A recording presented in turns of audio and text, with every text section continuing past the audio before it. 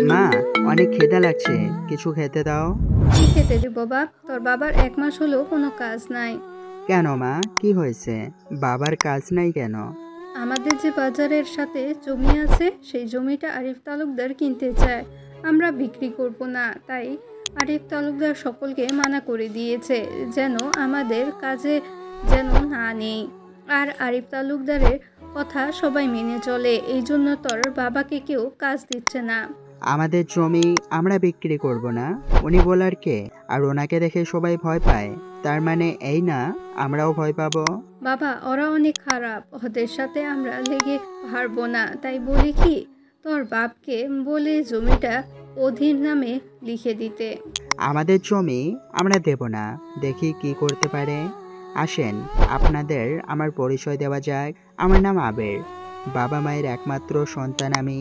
SSC পর্যন্ত লেখাপড়া করেছি, তারপরে আর বাবা মা শহরে গিয়ে পড়তে দেয়নি, যদি হারিয়ে যাই। এখন মাঝে মাঝে বাবার কৃষিকাজে সাহায্য করি, তাছাড়া এখন আমি বেকার, ভাবছি গ্রামের স্কুলে চাকরি নেব।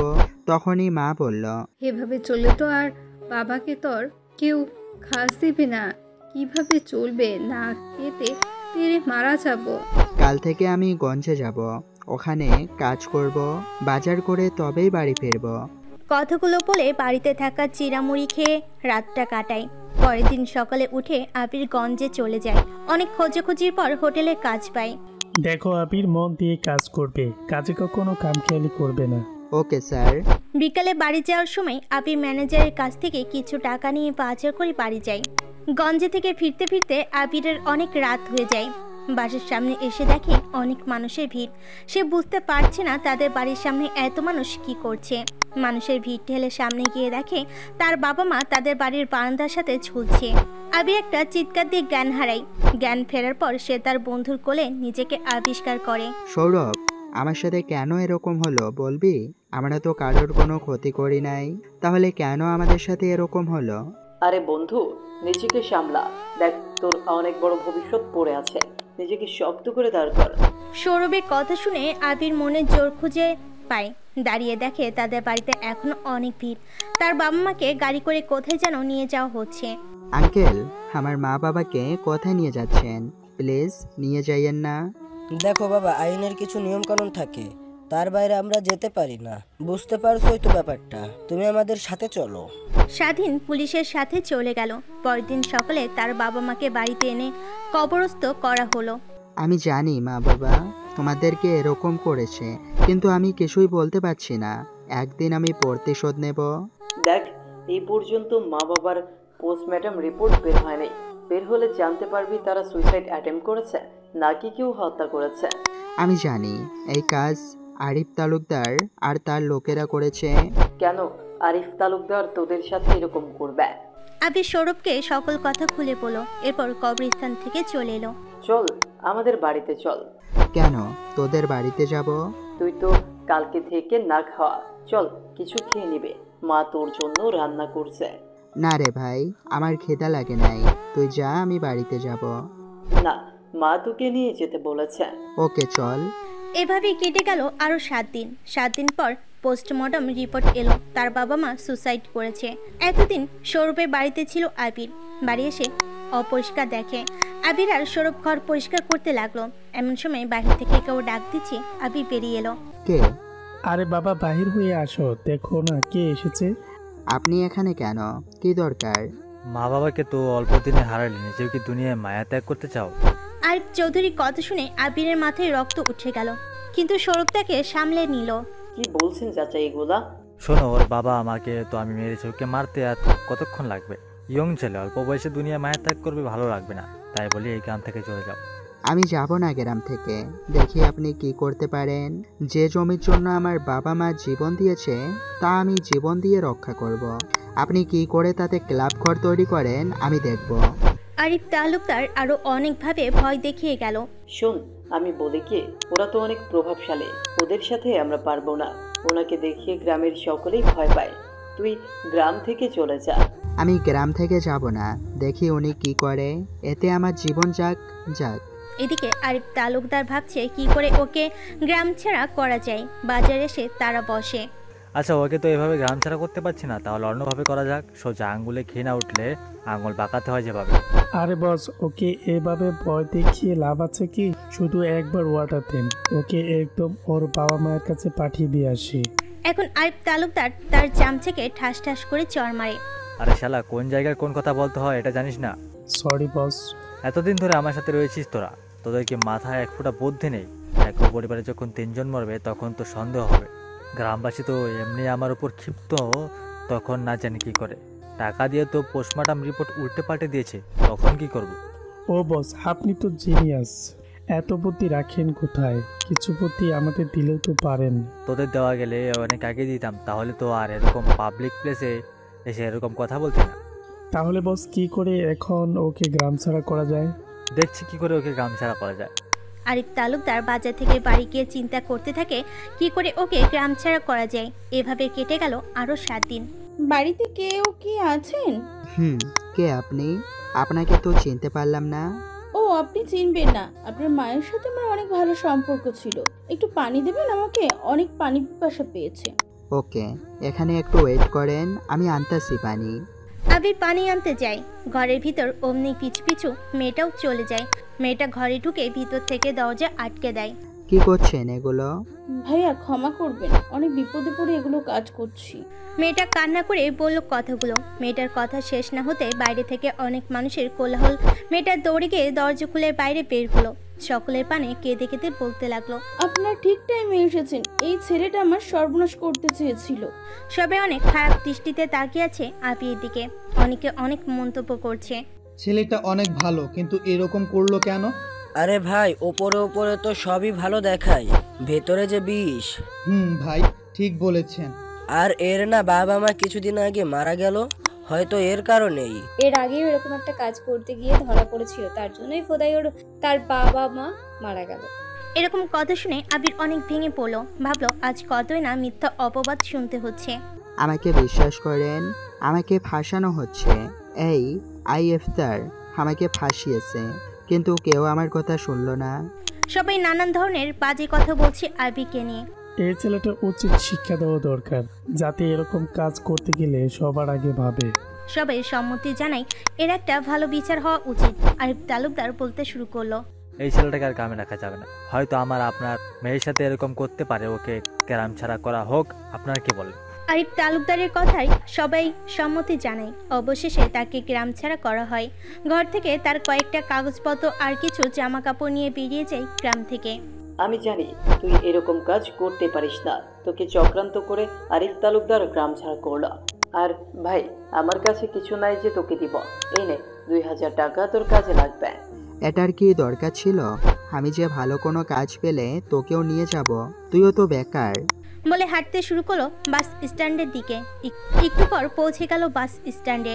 বাসে করে ঢাকার উদ্দেশ্যে রওনা হলো তার জীবনের নতুন এক অধ্যায়ের। ঢাকা পৌঁছতে পৌঁছতে তার অনেক রাত হয়ে যায়। চারিদিকে শুনশান নীরবতা, মানুষ যার যার গন্তব্যে চলছে। এই শহরে কিভাবে চলবে, পকেটেও খুব অল্প টাকা। সেই চিন্তা করতে করতে হাঁটতে লাগলো রাস্তা দিয়ে। অনেকটা দূর দেখতে পাই কিছু লোক কাকে যেন মারছে। সে দূর থেকে স্পষ্ট না দেখতে পেয়ে কাছে গিয়ে ল্যাম্পপোস্টের আলোতেই দেখতে পেল 12 থেকে 13 জন কাকে যেন মারছে। সে চিন্তা করতে লাগলো কিভাবে সাহায্য করা যায়। একটু এগিয়ে যেতে দেখে একটা পিস্তলটা নিয়ে আকাশের দিকে 3টা গুলি করলো। সে লোকটাকে যারা মারতে এসেছিল সকলে ভয়ে পালিয়ে যায়। ও এগিয়ে গেল পড়ে থাকা ব্যক্তির দিকে, গিয়ে বলল, ঠিক আছে স্যার। ভাই ঠিক আছি। জানি না তুমি আজ না থাকলে কি হতো। অনেক অনেক ধন্যবাদ ভাই তোমাকে আমাকে বাঁচানোর জন্য। ধন্যবাদ দিতে হবে না ভাই, মানুষ তো মানুষের জন্যই। তো তুমি এত রাতে এখানে কি করো? তোমাকে তো দেখে ভালো ছেলে মনে হচ্ছে, এত রাতে এখানে কি করো? ভাইয়া, সে অনেক বড় কথা। এখানে হোটেল কোথায়, অনেক ক্ষুধা লাগছে। এত রাতে হোটেল খোলা পাবে না, আমার বাসায় চলো। আবির ভাবতে লাগলো এই লোকটার সাথে যাওয়াটা ঠিক হবে কিনা। ওকে ভাবতে দেখে লোকটি বলে উঠল, ভাই ভয় নেই, তুমি আমায় নতুন জীবন দিয়েছো, তো নির্ভয়ে আমার সাথে যেতে পারো। ওকে। মাসুম ভাই কাকে যেন ফোন করলো। একটু পর একটা কালো গাড়ি আবিরদের সামনে এসে থামলো। বস হোটেল। ভাই এসো, ভয় পেও না। একটু পর গাড়ি গিয়ে থামলো এক বড় আলিশান বাড়ির সামনে। আবির তো দেখে অবাক, এত বড় বাড়ি, আলো চকচকা বাড়ি সে জীবনে কখনো দেখেনি। আবিরের তাকিয়ে থাকা দেখে মাসুম বলল, ভাই আমরা চলে এসেছি, নামো এখন। ভাই, এটা কি আপনার বাসা? হ্যাঁ। তাই তো বলি, আপনার এত শত্রু কেন? ও কথা বাদ দাও ভাই, চলো কিছু খেয়ে নাও। বলে আবিরকে নিয়ে গেল বাসার ভেতরে। বাসার ভেতরের ডেকোরেশন দেখে সে বড় বড় চোখ করে তাকিয়ে আছে। আবির ভাবছে, এত সুন্দর বাড়ি, বাইরে থেকে যত সুন্দর, ভেতর থেকে আরো বেশি সুন্দর। ভাবনার লেশ ঘটিয়ে মাসুম ভাই ডাক দিল, হ্যাঁ ভাই। ভাই এদিকে এসো, চেয়ারে বসো। আর খালা, ভাত দিয়েন, অনেক ক্ষুধা লেগেছে। বসো বাবা, আমি ভাত নিয়ে আসছি তোমাদের জন্য। ভাই তোমার সম্পর্কে তো কিছুই জানা হলো না। কে তুমি, কোথা থেকে এসেছো একটু বলবে? এরপর আবির শুরু থেকে শেষ পর্যন্ত বলে শেষে মাসুম ভাইয়ের দিকে তাকিয়ে দেখে তার চোখ দিয়ে পানি বের হচ্ছে। ভাই কান্না করছেন কেন? ভাই তুমি এত কষ্ট সহ্য করে এখানে এসেছো? ভাই আর আপনার সম্পর্কে কিছু বলেন। আমার নাম মাসুম, ওরফে মাসুম রানা, কেউ আবার ডিজে বলে। বাংলাদেশের টপ 10 কোম্পানির মধ্যে একটা ছিল আমাদের। তার কারণে আমাদের অনেক শত্রু ছিল। একদিন বাবা অনেক বড় একটা ডিল পায়, যার মূল্য ছিল প্রায় 1000 কোটি টাকা। এটা তার প্রতিপক্ষ মেনে নিতে পারেনি। এর ফলে তার রাগ হয় আর আমার বাবাকে গুন্ডা দিয়ে মেরে ফেলে। আর এর শোকে আমার মাও মারা যায়। এখন আমি একা। শপথ নিয়েছি বাংলাদেশের একটা মাফিয়া গ্যাংও থাকবে না, সবাইকে মেরে ফেলবো। আমাকে যারা মারতে এসেছিল তারাও একটা বড় মাফিয়া গ্যাং। ও ভাই তুমি আমার জীবন বাঁচিয়েছো। তুমি আমার বাড়ি থাকবে, খাবে আর পড়ালেখা কতদূর পর্যন্ত করেছো তুমি? কিন্তু কিসের কিন্তু? হ্যাঁ, তুমি আমাকে কি তোমার বড় ভাই মনে করো না? আর আমি এসএসসি পর্যন্ত লেখাপড়া করেছি। কালকে সকালে আমার সাথে কলেজে যাবে, তোমাকে ভর্তি করিয়ে দিয়ে আসবো। ওকে ভাই। কথা শেষ হতে না হতেই খালা খাবার নিয়ে হাজির হয়। খালা বলতে শুরু করলো, এত রাত পর্যন্ত কোথায় ছিলে বাবা? আর এই ছেলেটাকে? এটা তোমার আরেক ছেলে আবির। আমাকে যেরকম ভালোবাসো ওকেও ভালোবাসবে, আমার ছোট ভাই। আচ্ছা বাবা। আর জানো খালা, ও আজ কি করেছে? কি করেছে বাবা? খালা, ও আজ আমার জীবন বাঁচিয়েছে। ড্রাগন মাফিয়ার কথা বলেছিলাম না? হ্যাঁ বলেছিলে বাবা। ওরা আজ আমাকে একা পেয়ে আক্রমণ করেছিল। আজ আমি মরে যেতাম, কিন্তু এর জন্য বেঁচে গেছি। এরকম ভাবে কথা বলতে বলতে খাওয়া দাওয়া শেষ করলো তারা। খাওয়া দাওয়া শেষে মাসুম উঠে একটা ছেলেকে ডাক দিয়ে বলল, ওই ওকে একটা রুম দেখিয়ে দে। ওকে ভাই। ঘুমাতে গিয়ে সে তো অবাক। এত সুন্দর রুম সে জীবনে কখনো দেখেনি, কল্পনা করেনি কখনো এত সুন্দর রুমে থাকবে। ছেলেটা চলে যেতে যাবে তখনই ডাক দেয়, ভাইয়া এত লাইটের আলোতে আমার ঘুম আসবে না, লাইটগুলো বন্ধ করে কিভাবে একটু দেখিয়ে দেবেন? আবিরের কথা শুনে ছেলেটা একটু হাসে আর বলে, ভাই এই যে রিমোটটা দেখছেন, এটা দিয়ে আপনি লাইট বন্ধ করতে পারবেন। ছেলেটা আসতে যাবে তখন আবার পিছন থেকে আবির বলে উঠল, আচ্ছা ভাই, এত ঠান্ডা কেন ঘরটাতে? ভাই এই ঘরটাতে এসি লাগানো আছে, যার কারণে ঠান্ডা। আপনি চাইলে এই রিমোটটা দিয়ে এসি বন্ধ করতে পারেন। একে একে সব কিছু ভালো করে দেখিয়ে দিচ্ছে আবিরকে, কারণ সে কখনো এর আগে এরকম বাড়ি দেখেনি। অন্যদিকে মাসুম ভাইয়ের স্ট্যান্ডে রিফাত বলছে, ভাই একে নিয়ে এসেছেন, এ যদি কোনো মাফিয়ার লোক হয় তখন? আমি মানুষের মুখ দেখে চিনে যাই মানুষটা কি রকম। যেরকম তোকে দেখে রাস্তা থেকে তুলে এনেছিলাম আমি, ছেলেটার মাঝে তোর মতন ইনোসেন্ট চাহনি দেখেছি। ভাই তারপরেও একটু তার সম্পর্কে জানা দরকার ছিল না? আমি ছেলেটা চলাফেরা, পোশাক আশাক, কথার ধরন দেখে বুঝতে পেরেছি ছেলেটা গ্রাম থেকে এসেছে। ভাই কাকে নিয়ে সন্দেহ করছেন? উনি তো এসি চেনেন না, লাইট কীভাবে বন্ধ করতে হয় তাও দেখিয়ে দিতে হয়। আমি 100% শিওর এই ছেলেটা কোনো মাফিয়া গ্রুপের সাথে সম্পর্ক নাই। শুনলি, এতদিন ধরে তুই রয়েছিস আমার সাথে, তুই মানুষ চিনতে পারলি না। আরে 2 দিন হলো আমাদের সাথে কাজ করে, এ ঠিকই মানুষ চেনে। তারা তাদের আরো গুরুত্বপূর্ণ কথা বলে রুমে গিয়ে ঘুমিয়ে যায়। পরের দিন সকালে আজানের শব্দে ঘুম ভেঙে যায় আবিরের। সে ভাবছে এখন অজু করব কোথায়। আমি আসার সময় তো কোনো পুকুর বা কল দেখলাম না, এত সকালে কাউকে কি ডাক দেওয়া ঠিক হবে? এই বলে সেটা ঘুম থেকে ড্রয়িং রুমের দিকে আসে, দেখে কেউ নেই, সবাই ঘুমে ব্যস্ত। মেন গেট থেকে বের হয়ে দেখে একটা কৃত্রিম ঝর্ণা। সেভাবে এই পানিতেই অজু করা যাক, যেই বলা সেই কথা। সে সেই পানি দিয়ে অজু করতে লাগলো। উপর থেকে মাসুম ভাই সব দেখছে আর মিটিমিটি করে হাসছে। আর সে ভাবছে, এই ছেলেটাকে নিয়ে সকলের সন্দেহ করে, যে কিনা ওয়াশরুম খুঁজে না পেয়ে বাড়ির বাইরে গিয়ে ঝর্ণার পানিতে উজু করছে। সকালে খাওয়ার টেবিলে মাসুম ভাই যখন যায়, আবিকে দেখতে না পেয়ে একটা ছেলেকে পাঠিয়ে দেয় তার রুমে। এদিকে আবির ভাবছে এখন কি করবে। এই বাড়িতে তো আর বেশি দিন থাকা যাবে না, তার তো চলতে হবে, লেখাপড়া করতে হবে, তার বাবা মায়ের মৃত্যুর প্রতিশোধ নিতে হবে। তখনই তার দরজায় নখের শব্দ পায়। কে? মাসুম ভাই আপনাকে ডাকছে খাওয়ার টেবিলে, আপনার জন্য সে ওয়েট করছে। যাও, আসছি। ছেলেটার পিছে পিছে সেও চলে গেল নিচে। দেখতে পেল অনেক বড় টেবিলে অনেক লোক। এই বাড়িতে যত লোক কাজ করে সবাই একসাথে বসে একই টেবিলে খায়। খাবার টেবিলে এত রকম খাবার দেখে সে তো অবাক। এত খাবার সে কখনো বাপের জন্ম দেখেনি। সকল নতুন নতুন খাবার। আবিকে আহমকের মতো চেয়ে থাকতে দেখে মাসুম ভাই বলল, আবির, এদিকে এসে বসো। মাসুম ভাইয়ের কথা শুনে ধ্যান থেকে ফিরল সে, গিয়ে মাসুম ভাইয়ের পাশে চেয়ারটা টেনে বসলো সে। তাকে দেখে মাসুম ভাই বলল, নিজের বাড়ি মনে করে চলাফেরা করবে, যখন যা লাগবে যে কাউকে বলবে তোমাকে এনে দেবে। আর হ্যাঁ, একটা কথা, তুমি কতদূর পর্যন্ত পড়ালেখা করেছো? ভাইয়া, আমি এসএসসি পর্যন্ত পড়েছি, তারপর আর পড়তে পারি নাই। খাবার খেয়ে আমার সাথে বের হবে তুমি, তোমাকে একটা জায়গায় নিয়ে যাব। ওকে ভাই। এরপর খাবার খেয়ে নিজের রুমে চলে গেল। একটু পর আবার বের হলো, কারণ মাসুম ভাই বলেছে সে তাকে কোথায় যেন নিয়ে যাবে। নিচে এসে ভাইকে ডাকাডাকি শুরু করবে। মাসুম ভাই বেরিয়ে এসে বলল, চলো আমার সাথে, তোকে আমি পড়ালেখা করাবো, অনেক মানুষ বানাবো তোকে। আমি যাদের রাস্তা থেকে নিয়ে আসি তারা সবাই অশিক্ষিত থাকে, এর কারণ তারা পড়ালেখা করতে পারি না। তোকে আমি অনেক দূর পর্যন্ত পড়ালেখা করাবো যতদিন আমি বেঁচে থাকি। ভাই, লেখাপড়া তো করতেই চাই, কিন্তু লেখাপড়ার এত খরচ আমি বহন করতে পারবো না। তাই বলি কি ভাইয়া, আমাকে একটা কাজ দেন, আমি কাজ করি। তোর পড়ালেখার খরচ নিয়ে ভাবতে হবে না, তোর সকল খরচ আমি বহন করব। কিন্তু কথা একটাই, অনেক বড় হতে হবে তোকে, মানুষের মতন মানুষ বানাবো তোকে আমি। এরপরে মাসুম ভাই আবিকে নিয়ে বের হয় কলেজে ভর্তি করে দেওয়ার উদ্দেশ্যে। মাসুম ভাইয়ের চেনা লোক থাকার কারণে ঢাকা বিশ্ববিদ্যালয়ে চান্স পেয়ে যায় আবির। অনেক খুশি হয়। তার এক প্রকার স্বপ্ন ছিল ঢাকা বিশ্ববিদ্যালয়ে লেখাপড়া করার। কলেজ থেকে বেরিয়ে যায়, গাড়ি গিয়ে থামে এক মার্কেটের সামনে। মার্কেটের সামনে গাড়ি ঠেকানো দেখে আবির বলল, ভাই, এখানে কেন গাড়ি ঠেকাইলেন? আপনার কি কোনো কিছু লাগবে? তুই কাল থেকে কলেজে যাবি, সেখানে অনেক বড় লোকের ছেলে মেয়েরা থাকবে, তাদের মতন পোশাক আশাক না পরলে তাদের সাথে চলতে পারবি না, তাই তোর জন্য জামা কাপড় কিনতে এসেছি এখানে। এরপর আবিকে অনেকগুলো প্যান্ট, অনেকগুলো শার্ট, সঙ্গে স্টাইলের জুতা কিনে দিল। এত দামি পোশাক এর আগে কখনো দেখেনি সে, কল্পনাও করেনি এত দামি পোশাক একদিন সে পরবে। হঠাৎ করে তার ভাবনার সেদ ঘটিয়ে মাসুম ভাই বলল, আর কিছু লাগবে না তো? লাগলে বল, নিজের বড় ভাই মনে করবি আমাকে। না ভাই, আর কিছু লাগবে না।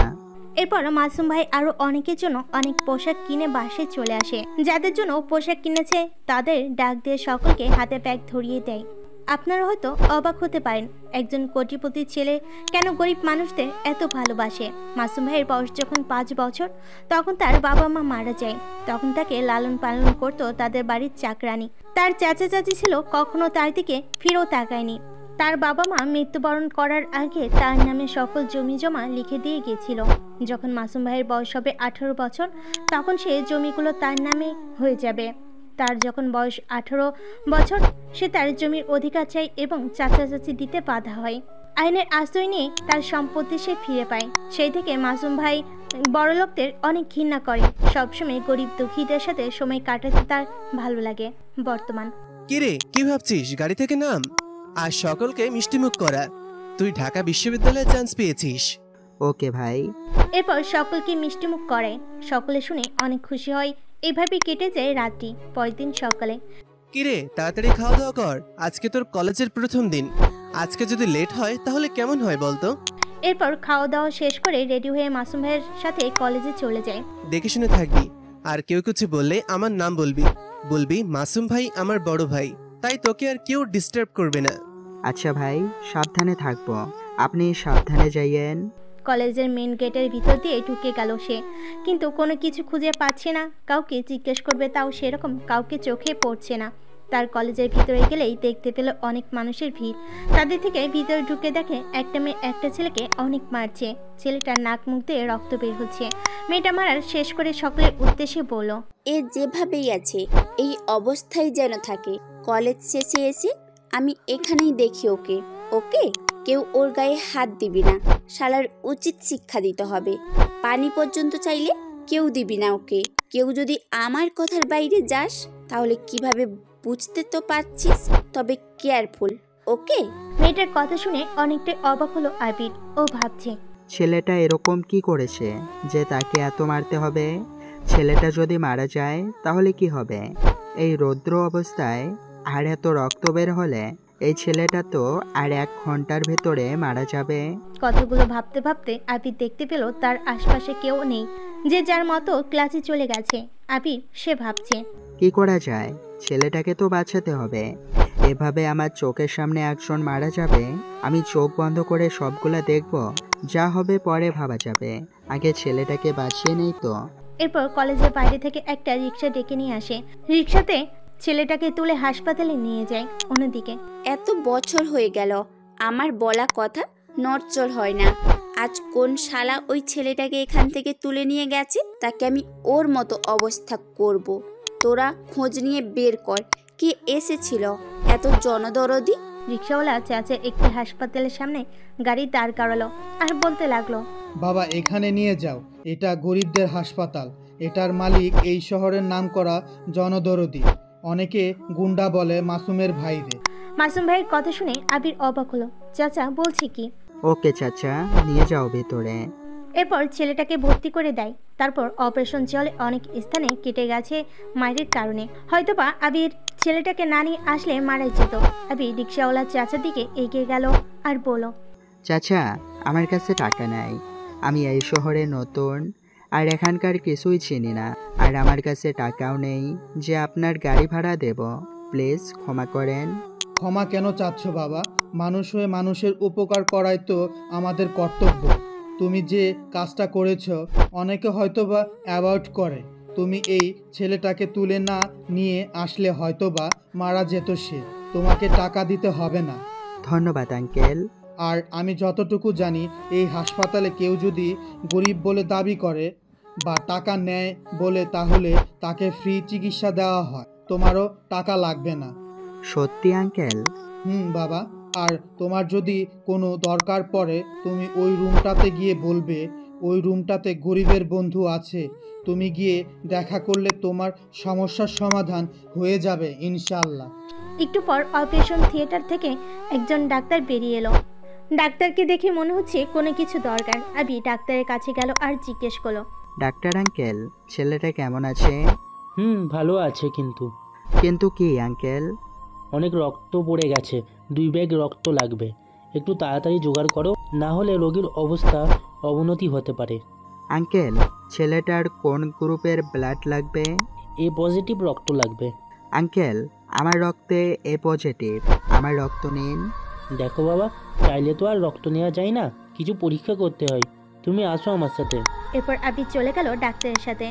ডাক্তার রক্ত পরীক্ষা করে দেখলো ঠিক আছে। তারপর তার শরীর থেকে 2 ব্যাগ রক্ত নিল।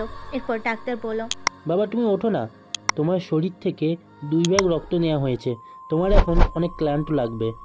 ওকে। আবি রক্ত দিয়ে ওখানে রেস্ট নিল কিছু ঘন্টা। এদিকে ছেলেটাকে বেডে শিফট করা হয়েছে। একটু পর আবির উঠে ডাক্তারকে জিজ্ঞেস করে, আঙ্কেল ছেলেটা কোথায়? দেখতে পাচ্ছি না তো। ছেলেটাকে বেডে শিফট করা হয়েছে, 104 নম্বর বেডে শুয়ে আছে। আবি ডাক্তারের কাছ থেকে চলে গেল। খুঁজতে লাগলো 104 নম্বর বেড। অনেকক্ষণ খোঁজাখুঁজি করে পেয়ে গেল 104 নম্বর বেড। দেখলো একটা নার্স স্লিপ নিয়ে বসে আছে। আবির কাছে যেতে নার্সটি বলল, এই পেশেন্টের লোক কি আপনি? হ্যাঁ আমি। কেন, কি হয়েছে? এইভাবে একটা পেশেন্টকে রেখে কই চলে গেছেন আপনি? কোনো খেয়াল নেই বেঁচে আছে কিনা মরে গেছে? আমি তো আপনাকে সেই কখন দেখছি না। কই ছিলেন তখন? হ্যাঁ, নার্সটি আরো কথা শুনিয়ে দিল। একটু পর আবির বলতে লাগলো, আপনি চুপ করবেন? ওনার রক্ত দরকার ছিল, আর আমার রক্ত আর ওনার রক্ত একই গ্রুপ, তার জন্য আমি রক্ত দিব। একটু ক্লান্ত লাগছিল তাই শুয়েছিলাম, এই আর কি। সরি ভাইয়া, আমি বুঝতে পারি নাই। It's okay. এরপর থেকে ভেবেচিন্তে মানুষের সাথে কথা বলবেন। এত কথা বলেন আপনি। এখানে আমি না হয়ে অন্য কেউ হইলে আপনার সাথে ঝগড়া বাজিয়ে দিত। সরি ভাইয়া, এরপর থেকে এরকম ভুল আর হবে না। আমিও এখানে প্রায় 1 ঘন্টা বসে আছি, এই ওষুধগুলো লাগবে, কিন্তু এনার কোনো অভিভাবককে দেখতে পাচ্ছিলাম না, তাই আর কি এত রেগে গেছি। ও সরি, না জেনে অনেকগুলো কথা শুনিয়ে দিলাম আপনাকে। It's okay. তা আপনি এনার কি হন? আবির ভাবতে লাগলো কি বলা যায়। কখনো মনে পড়লো সে তো আমার কলেজে পড়ে, জানি না কোন ইয়ার, হয়তো সিনিয়র, হয়তো সেম ইয়ার। ফ্রেন্ড বলে দিল। আমার ফ্রেন্ড হয়।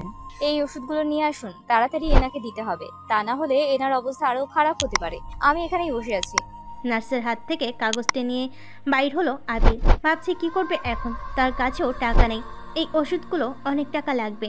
কি করবে তখনই মনে পড়ে গেল রিক্সাওয়ালা চাচার কথা। অমনি চলে গেল ওই রুমটার দিকে। নক করলো, রুমের ভিতর থেকে একজন বলল, কে? ভাই আমি, আপনার সাথে কথা বলা একটু দরকার। তখনই রুমের ভিতর থেকে বলল, ভেতরে আসুন। রুমের ভিতরে ঢুকে দেখে মাসুম ভাই। আবির তো দেখে অবাক, তাহলে কি এই মাসুম ভাই যার কথা বলেছিল রিক্সাওয়ালা চাচা? আবিরকে এভাবে তাকিয়ে থাকতে দেখে মাসুম ভাই বলল, আরে আবির, এখানে কি, কেন এসেছিস? ভাই বলো না, নতুন কলেজে গেছি, দেখি একটা ছেলে মাটিতে শুয়ে আছে, তার মুখ থেকে রক্ত ঝরছিল, হাত পা কাটা ছিল, তাই তখনই এই হাসপাতালে নিয়ে আসি এক রিক্সাওয়ালা চাচার সাহায্যে। ও তাই বল, আমার রুম দেখিয়ে দিল কে তোকে? যে রিক্সাওয়ালা চাচা নিয়ে এসেছিল সেই চাচা বলেছিল কোনো দরকার পড়লে রুমটাতে সে কথা বলতে চায়, তাই আসলাম। কিছু লাগবে কি তোর? ভাইয়া এই কাগজে কিছু ঔষধ লেখা আছে, কিনতে হবে তাড়াতাড়ি, কিন্তু আমার কাছে টাকা নাই, কিভাবে কিনবো, তাই আসলাম। ও তাই বল, তা তুই একটু বস। আবিকে বসতে বলে মাসুম ভাই একটা লোককে ডাক দিল। সে রুমে আসতেই মাসুম ভাই বলতে লাগলো, চাচা এই ওষুধগুলো একটু এনে দিন তো, আর এই নিন টাকা, আর জিহাদকে বলে যাবেন 2টা চা দিয়ে যেন যায়। ওকে বাবা, আমি বলে যাব। এই বলে চলে গেল বৃদ্ধটা ওষুধ আনতে। একটু পর রুমে টকটক আওয়াজ হচ্ছে। মাসুম ভাই বলল, নিয়ে এসো ভেতরে। ভাই এই নিন চা, আর কিছু লাগবে? আবির আর কিছু খাবি তো? তোর ক্ষুধা বোধ হয়ে লেগেছে। না ভাই, কিছু খাবো না, চা খেলেই ক্ষুধা হারিয়ে যাবে। আবিকে এমন কথা বলতে দেখে মাসুম ভাই হাসতে লাগলো। এভাবে মাসুম ভাইয়ের সাথে কথা বলতে বলতে অনেক সময় পেরিয়ে গেল। একটু পর বৃদ্ধ লোকটা ওষুধ নিয়ে আসলো। আবির ওষুধটা নিয়ে তাড়াতাড়ি চলে গেল নার্সের কাছে। গিয়ে দেখে ছেলেটার জ্ঞান ফিরে এসেছে, নার্সদের সাথে কি যেন বলছে। আবির কাছে যেতে নার্সটি আবিকে দেখিয়ে বলল, এই ছেলেটা তোমাকে নিয়ে এসেছে এখানে, ওষুধগুলো দেন। এরপর নার্সটা তার হাত থেকে ওষুধগুলো কেড়ে নিল। ওষুধগুলো খাইয়ে দিল ছেলেটাকে। গেছেন তো প্রায় 1 ঘন্টা হবে, এত দেরি কেন করলেন? আসলে আমার কাছে কোনো টাকা ছিল না, তাই মাসুম ভাইয়ের সাথে গিয়েছিলাম, উনি ওষুধগুলো এনে দিল। ও। নার্সটি ওষুধ খাইয়ে দিয়ে চলে গেল। আবিকে ছেলেটির পাশে টেবিলে বসলো। আবিকে বসতে দেখে ছেলেটি বলল, ভাই আপনি কে? আমাকে সাহায্য করার জন্য অনেক অনেক ধন্যবাদ। তা আপনার নাম কি? এর আগে তো কখনো কলেজে দেখিনি। আরে ভাই থামো, একসাথে এত প্রশ্ন করলে এত প্রশ্নের উত্তর কিভাবে দেব? আমার নাম আবির, তোমার নাম কি? আমি শরীফুল, কলেজে নতুন ভর্তি হয়েছি। আমারও তো সেম ভাই, তা কোন সাবজেক্ট? ফিজিক্স। তুমি? সেম ভাই। তো ভাই ভাই করছিস কিসের জন্য? সেম ইয়ার, একই কলেজে, ফ্রেন্ড না, আর ভাই ভাই করবি না। ওকে বাবা, তা তোর কি হয়েছে যে ওই মেয়েগুলো তোকে মারছে?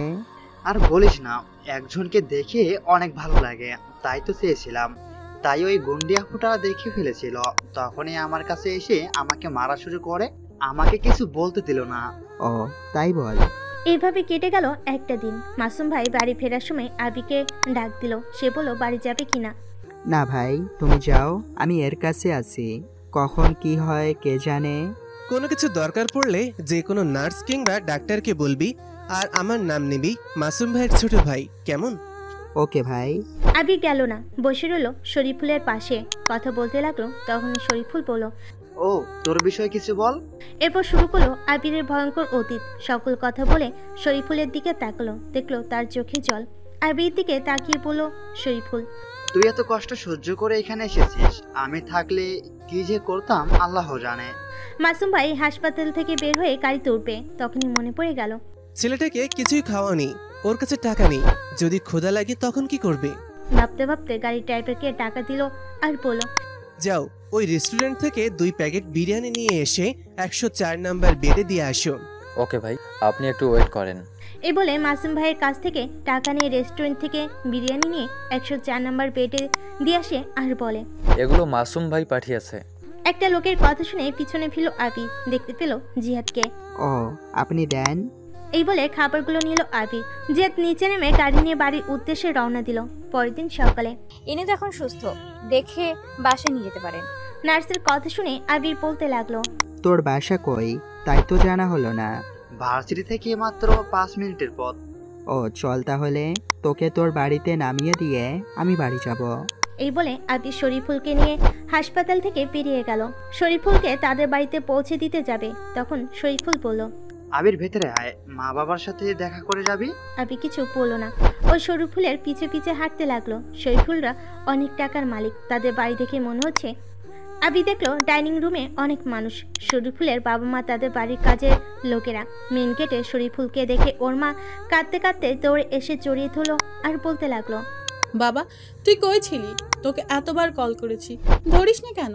কি হয়েছে বল না। আর তোর মাথায় এত ব্যান্ডেজ কেন? কি হয়েছে বাবা?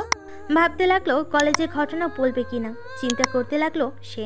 তার বাবা বলল, কই ছিলি বাপ? তখন তোর ফোন বন্ধ।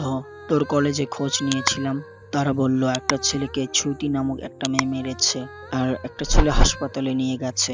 তাদের অনেক করে বললাম কোন হাসপাতালে, কিন্তু নামটা বলতে পারলো না। শহরের সকল প্রাইভেট হসপিটালে খোঁজ নেওয়া শেষ, কিন্তু তোকে পেলাম না। ওকে বাবা, তোমরা থামবে এবার। কলেজের ওই মেয়েটা আমাকে মেরেছিল। আমি যখন রক্তাক্ত অবস্থায় মাটিতে শুয়েছিলাম, সবাই যখন কলেজে যায় তখন এই ছেলেটা আমাকে বাঁচায়, সেখান থেকে তুলে হাসপাতালে নিয়ে যায়। হয়তো এ না থাকলে আমি আজ তোমাদের সামনে আসতেই পারতাম না। মা বাবা। তখনই পিছনে তাকায় শরীফুলের মা বাবা, দেখে ছেলেটা নিচের দিকে তাকিয়ে আছে। তার কাছে গিয়ে শরীফুলের বাবা বলতে লাগলো, তুমি না থাকলে বাবা জানি না আমার ছেলেটার কি হতো। অনেক সাধনার ফল, আমার মাত্র একটাই ছেলে, যা চেয়েছে তাই দিয়েছি। ওই মেয়েটা কেন একে মারলো? আমার ছেলে তো ভদ্র, জানি কোনো খারাপ কাজ করেনি। এই কথা বলে আবিরের হাত ধরে আনতে লাগলো। আবিরের অনেক খারাপ লাগছে। একটা মেয়ে কি করে এতটা খারাপ হয়? শরীফুল কি এমন ভুল করেছে যে তাকে এভাবে মারতে হবে? শুধুমাত্র তো তাকিয়েছিল, তাই এরকম। এই কথা ভাবতে থাকে। এমন সময় শরীফুল ডাক দিয়ে বলল, বস এখানে। এখানে এসে বসো বাবা, তুমি আমার আরেক ছেলে। হয়তো তুমি না থাকলে আমার ছেলের মুখ আর দেখতে পারতাম না। তোমাকে অনেক অনেক ধন্যবাদ বাবা। আবিরকে শরীফুলের পাশে বসিয়ে শরীফুলের মা বলল, বাবা তোমরা তো কিছু খাওনি বোধহয়, আমি ভাত বাড়ছি, তোমরা ফ্রেশ হয়ে আসো। এই কথা বলে শরীফুলের মা চলে গেল রান্নাঘরের দিকে। শরীফুল আবিরকে বলল, চল আমার রুমে, ফ্রেশ হবি, খেয়ে দিয়ে তারপর বাসায় যাবি। এরপর শরীফুলের পিছু পিছু তার রুমে চলে গেল। দেখতে পেল অনেক সুন্দর করে সাজানো গোছানো একটা রুম। বড়লোকের ছেলে বলে কথা, এত সুন্দর রুম থাকবে এটাই স্বাভাবিক। সে ভাবছে আজ যদি আমাদের এমন সুন্দর একটা ফ্যামিলি থাকতো। তখনই শরীফুলের সামনের দিকে তাকায়, দেখতে পেল আবিরের চোখে জল। শরীফুল বলতে লাগলো, কান্না করছিস কেন? কি হয়েছে? তোর মা বাবার কথা মনে পড়ছে? এরপর ফ্রেশ হয়ে ডাইনিং রুমে খাবার টেবিলে চলে গেল আবির আর শরীফুল। দেখতে পেল টেবিলে তার মা বাবা বসে আছে। শরীফুল আবিরকে নিয়ে বসে পড়ল পাশের চেয়ারটি টেনে। তখনই শরীফুলের বাবা বলতে লাগলো, তো বাবা তুমি কোথায় থাকো? তোমার মা বাবা কি করে? তখনই শরীফুল বলতে লাগলো তার অতীতের কথা। আবির নিচের দিকে তাকিয়ে আছে। মাথা তুলতে দেখে শরীফুলের বাবা মার চোখে পানি। হয়তো তার উপর শরীফুলের বাবা মার করুণা হচ্ছে। সরি বাবা, আমি তোমার সম্পর্কে জানতাম না। It's okay uncle. তুমি তো এখন কোথায় থাকো? এরপর আবির বলতে লাগলো কিভাবে মাসুম ভাইয়ের সাথে পরিচয়। মাসুম ভাইয়ের সাথে একই বাসায় থাকে। সকল কথা মাসুম ভাইয়ের নাম শুনে শরীফুলের বাবার চিনতে ভুল হলো না, কারণ মাসুম ভাই যে গরিব মানুষের বন্ধু, খারাপ লোকের শত্রু। কিন্তু শরীফুলের বাবা প্রভাবশালী হলে কি হবে, গরিবদের সম্মান শ্রদ্ধা করে। শরীফুলের বাবা মাকে আবিরকে অনেক পছন্দ হলো। তারাও মাসুম ভাইয়ের মতো বাড়িতে থাকা সকল কাজের লোকেদের সাথে একসাথে বসে টেবিলে খাবার খায়।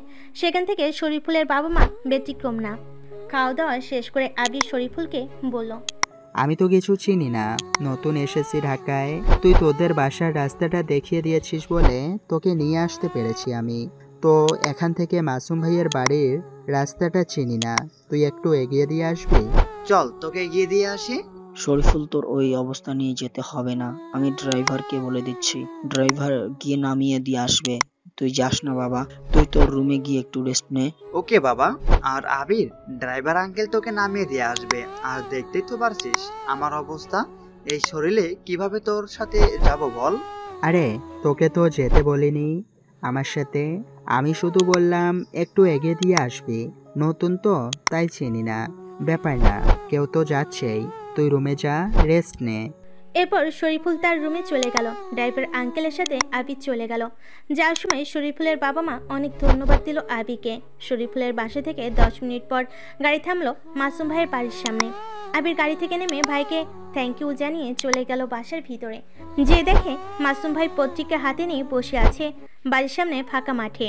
আবিরকে দেখে বলল, কই ছিলি তুই, এত দেরি হলো আসতে? ভাইয়া, ওই যে ছেলেটা আছে না, যাকে নিয়ে হাসপাতালে ছিলাম, ওর বাড়িতে ওকে নামিয়ে দিয়ে আসলাম, তাই একটু দেরি হলো। ওর মা বাবার সাথে পরিচয় হলাম, আর না খেয়ে আসতে দিচ্ছিল না, তাই আর কি একটু বেশি লেট হলো।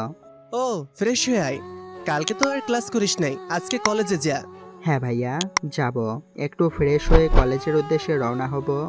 আমি তো দেখলাম ছেলেটা অনেক ভয়াবহ অবস্থা হয়েছিল, যে মেয়ে করেছে নিশ্চয়ই সে অনেক প্রভাবশালীর মেয়ে, তাই বলে কি আমার নাম নিবি ওর সামনে, কেমন? ওকে ভাইয়া, তাহলে তুমি থাকো, আমি ফ্রেশ হয়ে আসি। আবির ফ্রেশ হতে চলে গেল তার রুমে। একটু পরে ফ্রেশ হয়ে নিচে নেমে এলো, মাসুম ভাইয়ের দিকে এগিয়ে গেল।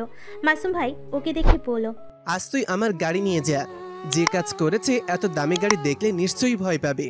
আবির আর কিছু বলল না, গাড়ি নিয়ে চলে গেল কলেজে।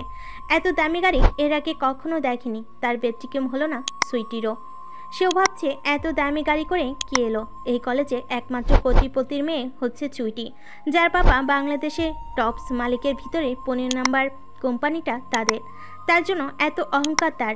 গেট খুলে বেরিয়ে এলো আবির। সকালে তো হাঁকুড়ি তাকিয়ে আছে, একদম আবুল মার্কার ড্রেস দেখে বোঝা যাচ্ছে না এ এত কোটিপতি। তখনই একটা মেয়েকে সুইটি কানে কানে বলল, সুইটি, কালকে যে ছেলেটাকে আমরা মেরেছিলাম ওই ছেলেটাকে এই হাসপাতালে নিয়ে গিয়েছিল। কালকে তো গাড়ি করে আসেনি, আজ এত দামি গাড়ি করে আসলো, মানে বুঝলাম না। দেখে তো পুরাই আবুল খ্যাত মার্কা মনে হচ্ছে গ্রাম্য ও খ্যাত। চলাফেরার স্টাইলের সাথে গাড়ির কোনো মিল নেই, বোধহয় কেউ ওকে লিফট দিয়েছে। আমারও তাই মনে হয় রে। আবির তো তেমন চেনা জানা নেই, কোনো কিছু চিনে না, তাই এদিক ওদিক হাঁটছিল। এভাবে হাঁটতে দেখে মেয়েগুলো এগিয়ে গেল আবির দিকে, গিয়ে বলল, এই যে আপনার কি হয়েছে, এরকম চোরের মতো খোঁজাখুঁজি করছেন কি? হ্যাঁ, আসলে আমি কলেজে নতুন, কিছু চিনছি না, কোনটা আমাদের ক্লাসরুম আমি চিনতে পারছি না, একটু প্লিজ বলবেন আমাকে। কোন সাবজেক্ট? ফিজিক্স। ও সেম, আমরা সবাই ফিজিক্স নিয়েই পড়ছি। আপু প্লিজ একটু বলবেন কোন দিকে ক্লাসরুমটা? সোজা যাবে, তারপর হাতে ধানের দিকে যাবে, তারপর একটু বাইরে গেলেই প্রথম রুমটাই আমাদের ক্লাসরুম। থ্যাংক ইউ আপু। এগুলো মেয়েগুলোর বলা কথা অনুসারে আবির সামনের দিকে যেতে লাগলো। তাদের বলা কথা অনুসরণ করে জিনা রুমে ঢুকবে। উপরে বড় বড় করে লেখা প্রধান শিক্ষক কক্ষ। সে মনে মনে ভাবতে লাগলো, তাহলে কি মেয়েগুলো আমাকে আবুল বানালো? প্রধান শিক্ষকের রুমের সামনে এভাবে ছেলেটাকে দাঁড়িয়ে থাকতে দেখে কেরানি এসে বলল, কি হয়েছে, তুমি এইভাবে দাঁড়িয়ে আছো কেন? কোনো কিছু কি দরকার? আসলে আঙ্কেল, আমাদের ক্লাসরুমটা আমি চিনতে পারছি না, কিছু মেয়েদের জিজ্ঞাসা করলাম, ওনারা আমাকে এই রুমটাতে পাঠিয়ে দিল। ও, তোমাকে তাহলে তারা বুদ্ধ বানিয়েছে? তুমি কোন সেমিস্টার আর কোন সাবজেক্ট নিয়ে পড়েছো বলো? আমি নতুন ভর্তি হয়েছি কলেজে, আর ফিজিক্স নিয়ে পড়ছি। ও, তাহলে তুমি আসো আমার পেছন পেছন, আমি দেখিয়ে দিচ্ছি তোমার রুমটা। এবার আপি যেতে লাগলো কেরানির পিছন পিছন। দেখতে পালো ওই রুমটা 3 তলার ডান পাশে 2 নম্বর রুমটা। এই রুমটা খুঁজতে তাকে কতটুকু না হাঁটতে হলো। রুমে যেই ঢুকতে যাবে দেখতে পেলো সামনে ওই মেয়েগুলো দাঁড়িয়ে আছে। আর দেখা দেখি ইশারা করে সকলে খিলখিল করে হেসে উঠলো আর বলতে লাগলো, কি রে আবুল, কই রে, ঘুরাই আনলাম তোরে। হেড স্যারের ঝাড়ি খাচ্ছিস? হেড স্যারের ঝাড়ি কেমন লাগে রে? এখানে প্রিন্সিপাল স্যার অনেকটাই কড়া, তীক্ষ্ণ মেজাজের, খিটখিটে স্বভাবের। সব স্টুডেন্ট তাকে দেখে অনেক ভয় করে। তাই মেয়েগুলো ভেবেছিল তাকে প্রিন্সিপালের কেবিনে পাঠিয়ে দিলে তার ক্লাসরুম চিনতে পারছে না এই কথাটা বলবে, ঝাড়ি দিবে, বকবকি করবে। তাই মেয়েগুলো পাঠিয়েছিল প্রিন্সিপাল স্যারের রুমে। তাহলে তোমরাই পাঠিয়েছিলে ছেলেটাকে হেড স্যারের কেবিনে, তাই না? আরে মা, তোমরা তো নতুন, একই সেমিস্টার, একই সাবজেক্ট নিয়ে পড়ছো, তোমরা তো ফ্রেন্ড, তাহলে এরকম করলে কেন ছেলেটার সাথে? কি আপনার সাহস হয় কি করে ওকে আমাদের ফ্রেন্ড বলার? ওর মতো গ্রাম্য খ্যাত মার্কা ছেলে আমাদের ফ্রেন্ড হয় কি করে? হ্যাঁ, আমাদের পোশাক আশাক দেখেন আর ওর পোশাক আশাক দেখেন, আর একদম বাজে কথা বলবেন না, আপনি বলে দিচ্ছি। মেয়েটার এমন কথা শুনে কেরানি ভরকে গেল। সে বুঝতে পারলো মেয়েটা অনেক বড়লোক।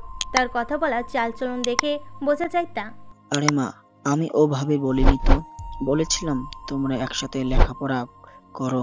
সব শোনার পরেও ছেলেটাকে কেন এত ঘাটালে তাই বলেছিলাম। এই কথাটা বলে চলে গেল। আপনি যেই না ক্লাসরুমে ঢুকতে যাবে মেয়েগুলো আটকে বলল, কি রে, আগামীকাল আমরা যে ছেলেটাকে মেরে ফেলে রেখে আসলাম মাঠে, তুই নাকি নায়কের মতো তাকে বাঁচিয়েছিস। তুই কি জানিস তোর অবস্থা এখন কি করতে পারি আমরা? এখন যদি তোরও সেম অবস্থা করি তাহলে তোকে কে বাঁচাবে বল? মেয়েগুলোর কথা শুনে আবির অনেকটাই অবাক হলো। আসলে বলছে কি, এরা মানুষ না অন্য কিছু। আচ্ছা, আপনারা এরকম করেন কেন? আমার কি দোষ বলেন? ছেলেটাকে ওভাবে মেরে রেখে আসছিলেন মাঠে, হাত মুখ দিয়ে রক্ত বের হচ্ছিল। মাঠের ভিতরে পড়ে থাকা ওরকম রক্তাক্ত ছেলেকে দেখে ঠিক থাকতে পারি নাই আমি, তাই নিয়ে যাই হাসপাতালে। আর জানেন, মেয়েগুলো মন দিয়ে আবিরের কথাগুলো শুনছিল। এই ছেলেটার কথা কেন এত মিষ্টি এটাই ভাবছিল সুইটি। আবির আবার বলা শুরু করলো, ডাক্তার বলছিল যে আর যদি 5 মিনিট দেরি হতো তাহলে আজ ছেলেটাকে বাঁচানো যেত না, হয়তো আপনাদের কিছুই হতো না। একবার ভেবে দেখুন তার মা বাবার অবস্থা কীরকম হতো। ওই ছেলেটার জায়গায় আপনি নিজেকে কল্পনা করেন, তাই বুঝতে পারবেন। একজন কোনো ভুল করলে তাকে শাস্তি দেন, এর মানে এই না যে একদম মেরে ফেলবেন। আর বাই চান্স যদি ছেলেটা মারা যেত তাহলে আপনার আল্লাহর কাছে গিয়ে কি জবাব দিতেন একবার কি ভেবে দেখেছেন? মেয়েগুলো মন দিয়ে শুনছিল আবির কথাগুলো। আবির মাঝখানে দাঁড়ানো, আর চারিদিকে মেয়েগুলো দাঁড়িয়ে আছে দেখে মনে হচ্ছে ছেলেটাকে মারবে এখন। হঠাৎই তাদের প্রথম ক্লাসে স্যার এসে বলতে লাগলো, আজও এই ছেলেটার কি দোষ? হ্যাঁ, কালকে তো এই ছেলেটার জন্য শরীফুল বেঁচে গেছে, তা না হলে আজ কি যে হতো ছেলেটার তা একমাত্র আল্লাহই জানে।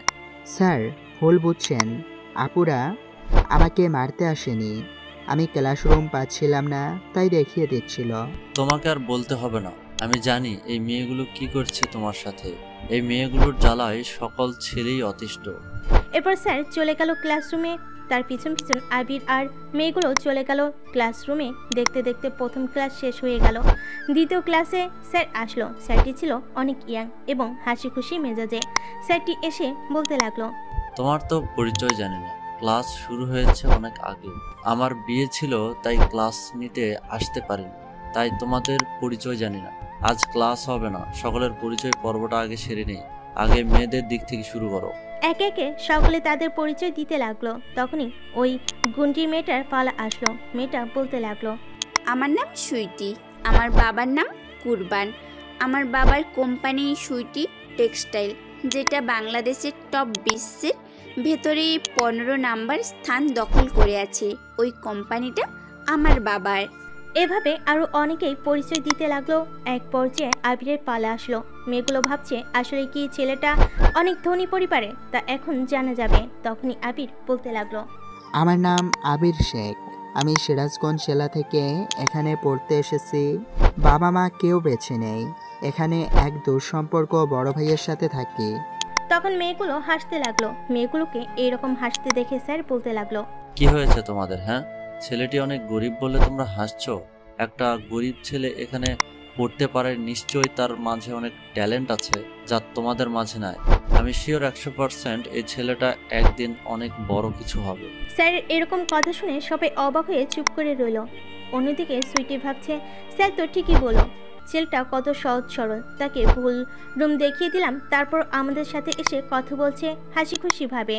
এভাবে পেরিয়ে গেল একটা দিন। ক্লাস শেষে বের হতে যাবে, তখন ছুটি পিছন থেকে ডাক দিয়ে বলল, এই যে শোনো, তোমার নাম কি? আর আজকের এই ব্যবহারের জন্য সরি।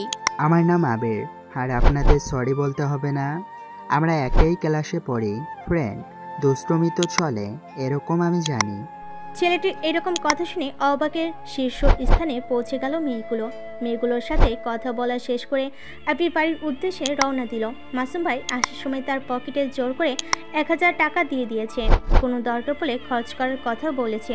কলেজ থেকে প্রায় 30 মিনিট পর মাসুম ভাইয়ের বাড়ি, তাই সে ভাবছে পায়ে হেঁটে না গিয়ে গাড়িতে করে যাওয়া যাক। আবির গাড়ির জন্য অপেক্ষা করছিল। একটা কালো গাড়ি এসে ব্রেক করে ভেতর থেকে সুইটি বলতে লাগলো, আবির গাড়িতে ওঠো, তোমার বাড়িতে তোমাকে নামিয়ে দিয়ে আমি বাড়ি যাব, ওঠো। না, আমি একাই যেতে পারবো। বাসায় আপনি চলে যান। তুমি আপনি আপনি করছো কেন? একটু আগে না বললে আমরা ফ্রেন্ড? তাহলে আপনি না তুই করে বলো। আচ্ছা, তুই করে বলবো। তাহলে তুই যা, আমি একাই যেতে পারবো বাড়ি। বললাম তো গাড়িতে ওঠো, আমি যদি বের হই তোর অবস্থা কিন্তু খারাপ করে ফেলবো। আচ্ছা, উঠছি বাবা। কোন সিটে বসবো, সামনের সিটে নাকি পিছনের সিটে? আর কথা না বলে গাড়িতে উঠে পড়লো। আবির চলতে লাগলো। গাড়ি নিজ গতিতে, আর কোনো কথা বলছে না। দুজনেই নীরব। সুইটি নিজ মতো গাড়ি চালাচ্ছে। গাড়ি চালাতে চালাতে সুইটি বলতে লাগলো, তোমার বাসাটা কোন দিকে বললে না তো? মাসুম ভাইয়ার বাড়ি চেনো? চিনি তো। কেন? মাসুম ভাইয়ার বাড়ির পেছনে আমাদের বাড়ি। এরপর সুইটি গাড়ি চালিয়ে মাসুম ভাইয়ের বাড়ির সামনে নিয়ে গেল। গাড়ি থেমে গেলে সুইটিকে থ্যাঙ্কস জানিয়ে ছুটে সুইটির দৃষ্টি সীমানা বাহির করে বাড়িতে ঢুকলো। দেখতে পেল মাসুম ভাই আগের দিনের মতো পত্রিকা হাতে নিয়ে বসে আছে। আবিরকে আসতে দেখে মাসুম ভাই ডাক দিয়ে বলল, কিরে, কলেজে 2 দিন না যেতেই মেয়ে পটিয়ে ফেলেছিস? না ভাইয়া, তুমি কি বলো? বলতে হবে না, ওরকম সময় আমরা পার করে এসেছি। আরে না ভাইয়া, কালকে যে একটা ছেলেকে হাসপাতালে নিয়ে আসছিলাম, ওই ছেলেটাকে এই মেয়েটা মেরেছিল। তাহলে তোর শত্রু হওয়ার কথা, বন্ধু হয়ে তোকে বাড়িতে নামিয়ে দিয়ে গেল গাড়িতে করে। আরে ভাইয়া, কলেজে একটা স্যার পড়তে নিচ্ছিল। আমার পরিচয় যখন দেই, সকল সত্যি কথা বলে। তখন হয়তো মেয়েটা আমার জন্য মায়া হয়েছিল, আর আমাদের স্যার মেয়েগুলোকে অনেক কথা শুনিয়ে দিয়েছে, তাই হয়তো একটু মায়া হয়েছে, এই আর কি। কোনো দরকার পড়লে বলবি, আর কোথাও কেউ অপমান করলেই আমার নাম নিবি। তোকে বাপ ডেকে মাপ চেয়ে তোর কাছ থেকে 100 গজ দূরে সরে যাবে। এরপর আবির বাসার ভেতরে চলে গেল। দুপুরে খাওয়া দাওয়া শেষ করে ঘরে শুয়েছিল, তখন মাসুম ভাই বলল, কিরে, আসতে পারি? ভাইয়া আসো, অনুমতি নেওয়ার কি আছে? তোর কাছে তো কোনো ফোন নাই, তাই তোর জন্য একটা ফোন কিনে আনলাম। দেখ তো তোর পছন্দ হয় কিনা। তৎক্ষণাৎ আবির এগিয়ে ব্যাগটি খুলে দেখলো একটা নতুন ব্র্যান্ডের নিউ আইফোন। তার চোখ তো চড়ক গাছ। মধ্যবিত্ত পরিবারের সকলের স্বপ্ন থাকে, বা ড্রিম বলেও চলে, আইফোন চালানো। আজ মাসুম ভাই তাকে আইফোন গিফট করলো। অনেকটা খুশি হয়ে মাসুম ভাইকে জড়িয়ে ধরলো আর বলতে লাগলো, ভাইয়া অনেক অনেক ধন্যবাদ। আর পছন্দ হবে না মানে? অনেক অনেক পছন্দ হয়েছে আমার। এরপর মাসুম ভাই ঘর থেকে চলে গেল। আবির ফোনটা নিয়ে তার পুরাতন সিম কার্ডটি মোবাইল ফোনে ঢোকালো। দেখতে পেল অনেকগুলো SMS। সবগুলো SMS তার বন্ধু সৌরভের কথা। অনেক মনে পড়ছে। কি করবে বুঝতে না পেরে ফোনটি হাতে নিয়ে বাড়ির বাইরে চলে গেল ফ্ল্যাক্সি লোডের দোকানে। দোকান থেকে মোবাইল ফোনে টাকা লোড দিয়ে সৌরভকে কল করলো। 2টা রিং হওয়ার পরে ওপাশ থেকে শব্দ আসে, কেমন আছিস রে? সেই যে গেলি আর কথা হলো না। তোর ফোনটা বন্ধ দেখলাম, তাই অনেকগুলো SMS করলাম, তাও তোর কোনো খবর পেলাম না। কি খবর? তুই এখন কেমন আছিস? আরে থাম, এতগুলো প্রশ্নের উত্তর কিভাবে দেব একসাথে? অল্প অল্প করে প্রশ্ন কর। আর হ্যাঁ, আলহামদুলিল্লাহ, এখন আমি ভালো আছি। আর তুই কেমন আছিস? আঙ্কেল আন্টি কেমন আছে? হ্যাঁ, আমিও ভালো আছি, বাবা মা ভালো আছে। তোর কথা অনেক জিজ্ঞেস করছে, কই গেল ছেলেটা? আমি বললাম ঢাকায় চলে গেছে। তোকে তো অপবাদ আমার মা বাবা বিশ্বাস করেনি। থাক, আর অতীত নিয়ে ভাবতে চাই না আমি। হ্যাঁ, না ভাবাটাই ভালো। এখন কি করছিস তুই? এরপর আবির বলতে লাগলো কিভাবে মাসুম ভাইয়ের সাথে পরিচয়, কিভাবে বাড়িতে এখন থাকছে সে। বলতে লাগলো তাকে কলেজে ভর্তি করে দিয়েছে, কলেজে কি হয়েছে, সকল বিস্তারিত কথা। এইরকম ভাবে হাসতে হাসতে কথাগুলো বলতে দেখে মাসুম ভাই তার কাছে এসে জিজ্ঞেস করলো, কিরে, কার সাথে কথা বলছিস? ওই মেয়েটার সাথে নয় তো আবার? আরে না ভাই, আমার গ্রামের বন্ধু, অনেকদিন পর তার সাথে কথা বলছি, তাই একটু। তা তোর বন্ধু কি করে গ্রামের বাড়িতে? ভাই, ও আমার মতোই এসএসসি পর্যন্ত পড়েছে, এখন বাবার কৃষিকাজে সাহায্য করে। ও, তাহলে তোর বন্ধুকে একদিন আসতে বল আমার কোম্পানিতে, একজন এমপ্লয়ি লাগবে, ইন্টারভিউ দিক, ভালো লাগলে রেখে দেবো না হয়। মাসুম ভাইয়ের এমন কথা শুনে আবির অনেক খুশি হয়। যদি তার বন্ধু মাসুম ভাইয়ের কোম্পানিতে চাকরি পায় তাহলে দুই বন্ধু একসাথে চলাফেরা করতে পারবে। তৎক্ষণাৎ আবার সৌরভকে ফোন করলো। একটা রিং হতে সৌরভ ফোন রিসিভ করে বলল, কি রে, কি হয়েছিল? ফোন রেখে দিলি কেন? ভাবলাম তোর কোনো জরুরি কাজ হয়েছে বোধহয়, তার জন্যই আমি আর ফোন ব্যাক করিনি। আরে ভাইয়া চলে আসছিল, ভাইয়াকে তোর কথা সব বললাম, তুই বেকার। বেকার কথা শুনে ভাইয়া বলল তোকে আসতে তার কোম্পানিতে, একজন এমপ্লয় লাগবে, তুই যদি ইন্টারভিউ দিয়ে টিকতে পারিস তাহলে তোকে চাকরি দেবে। সত্যি রে? আরে আমি কি তোর সাথে ফান করছি? আবিরের এইরকম কথা শুনে সৌরভ অনেকটাই খুশি হলো। দৌড়ে গিয়ে তার মাকে বলল, মা, আবির ঢাকায় গেছে, তার বড় ভাই নাকি বলেছে তাদের কোম্পানিতে একজনের এমপ্লয় লাগবে। আবির আমার কথা বলেছে আর আমাকে কালকে যেতে বলেছে। কি বলো তোমরা, আমি কি যাব? সৌরভের মা সম্মতি জানালো, কারণ ছেলেটা অনেক বড় হয়ে গেছে, নিজে পেয়ে দাঁড়ানো দরকার। কৃষি কাজ করে আর কতদিন খাবে, বড় হচ্ছে, বিয়ে দিতে হবে। এরকম বেকার ছেলেকে কেই বা মেয়ের জামাই বানাবে, তাই আর সে মানা করলো না। একটু পর সৌরভ আবিরকে আবার ফোন করলো আর বলতে লাগলো। আবির বই পড়ছিল, হঠাৎ করে তার ফোন এলো। ফোনের স্ক্রিনে বড় বড় করে লেখা সৌরভ। তৎক্ষণাৎ ফোন রিসিভ করলো। সৌরভ ওপাশ থেকে বলতে লাগলো, আবির, মা রাজি হয়েছে, যেতে দিবে ঢাকায়। হ্যাঁ, ভালো, হয়তো দুই বন্ধু একসাথে থাকবো, একসাথে কাজ করব, ঘোরাঘুরি করব। তাহলে কবে আসছিস তুই? কাল সকালে রওনা দে, তুই একটু আমাকে বাস স্ট্যান্ড থেকে এসে নিয়ে যাস। আচ্ছা, তুই কাল আয়। এই বলে ফোন কেটে দিল আবির। রাত্রি হয়ে গেছে। মাসুম ভাইয়ের ডাক শুনে আবির দৌড়ে গিয়ে খাবার টেবিলে বসলো। মাসুম ভাইয়ের সাথে টুকিটাকি কথা বলে খাবার শেষ করে আবার রুমে চলে গেল। অন্যদিকে সুইটি ভাবছে ছেলেটা কতটা সহজ সরল, তার মনের ভিতরে কোনো অক্ষর প্যাঁচ নাই। অত দামি গাড়ি নিয়ে আসছিল, অনেক মিথ্যা কথা বলে মেয়েদেরকে ইমপ্রেস করতে পারতো, কিন্তু না। পরের দিন সকালে প্রত্যেক দিনের মতো আবির ফজরের আজানের সাথে উঠে বাইরে হাঁটাহাঁটি করে বাসে এসে ফ্রেশ হয়ে খাবার টেবিলে যায়। খাবার টেবিলে আবিরকে দেখে মাসুম ভাই বলতে লাগলো, কিরে, তোর বন্ধুর কি খবর? ভাই, বলছিলাম ওর মা বাবা সবাই রাজি আছে, আসবে আজকে। তোর বন্ধু আসলে তাকে এই বাড়িতে নিয়ে আসিস। আচ্ছা ভাই, নিয়ে আসবো। আরও অনেক কথা বলে খাবার শেষ করে আবির রুমে গিয়ে ব্যাগ নিয়ে কলেজের উদ্দেশ্যে রওনা হয়। অন্যদিকে সুইটিও সেম, খাওয়া দাওয়া শেষ করে ব্যাগ নিয়ে ড্রাইভার আঙ্কেলকে নিয়ে কলেজের উদ্দেশ্যে রওনা হয়। আবির আজ গাড়ি নিয়ে আসেনি, মাসুম ভাই দিতে চাইছিল কিন্তু সে না করেছে, তাই সে রাস্তাতে দাঁড়িয়ে আছে। এমন সময় সুইটের গাড়ি নিয়ে ওদিক দিয়ে যাচ্ছিল। আবিরকে দাঁড়িয়ে থাকতে দেখে সুইটি ড্রাইভার আঙ্কেলকে ছেলেটার সামনে গাড়িটা ব্রেক করতে বলল। আবির আচমকা চমকে গেল হঠাৎ করে তার সামনে গাড়ি ঠেকানো দেখে। গাড়ির ভেতর থেকে সুইটি বলতে লাগলো, আবির, তুমি তো বোধহয় কলেজে যাচ্ছ। আমি কলেজে যাচ্ছি, তুমি আসো, তোমাকে লিফট দিয়ে দেই। না, দরকার না, আমি রিক্সা নিয়ে যাব। সুইটি আর কিছু বলতে যাবে, তখনই আবিরের ফোনে একটা ফোন এলো। আবির ফোনটা রিসিভ করতে ও পাশ থেকে বলল, আরে বন্ধু, কই? আমি বাস স্ট্যান্ডে এসে অপেক্ষা করছি। আচ্ছা, আর তুই 10টা মিনিট ওয়েট কর, আমি আসছি। ওকে, তাড়াতাড়ি আয়। আবিরের হাস্যোজ্জ্বল মুখ দেখে সুইটি বলল, আবির, কিছু কি হয়েছে? আবির ভাবতে লাগলো সুইটিকে বলবে কিনা। আবির বলার আগে সুইটি বলল, আবির, তোমার কোনো সমস্যা হলে আমাকে বলতে পারো তুমি। আসলে আমার একটা বন্ধু আসছে গ্রাম থেকে, বাস স্ট্যান্ড তো অপেক্ষা করছে আমার জন্য। এত সকালে কোনো রিক্সা পাওয়া যাবে না, কি করে যাব চিন্তা করছি। সুইটি ভাবতে লাগলো কি করবে। আবিরের সাথে গিয়ে কি তার বন্ধুকে নিয়ে আসবে, নাকি সে কলেজে যাবে। ভাবলো প্রত্যেকদিন তো কলেজে যায়, আজকে না হয় স্বাধীনের সাথে আড্ডা দেওয়া যাক। গাড়িতে ওঠো, আমিও যাব। তোমার বন্ধুকে নিয়ে আসি, কিন্তু একটা শর্ত আছে। কি শর্ত?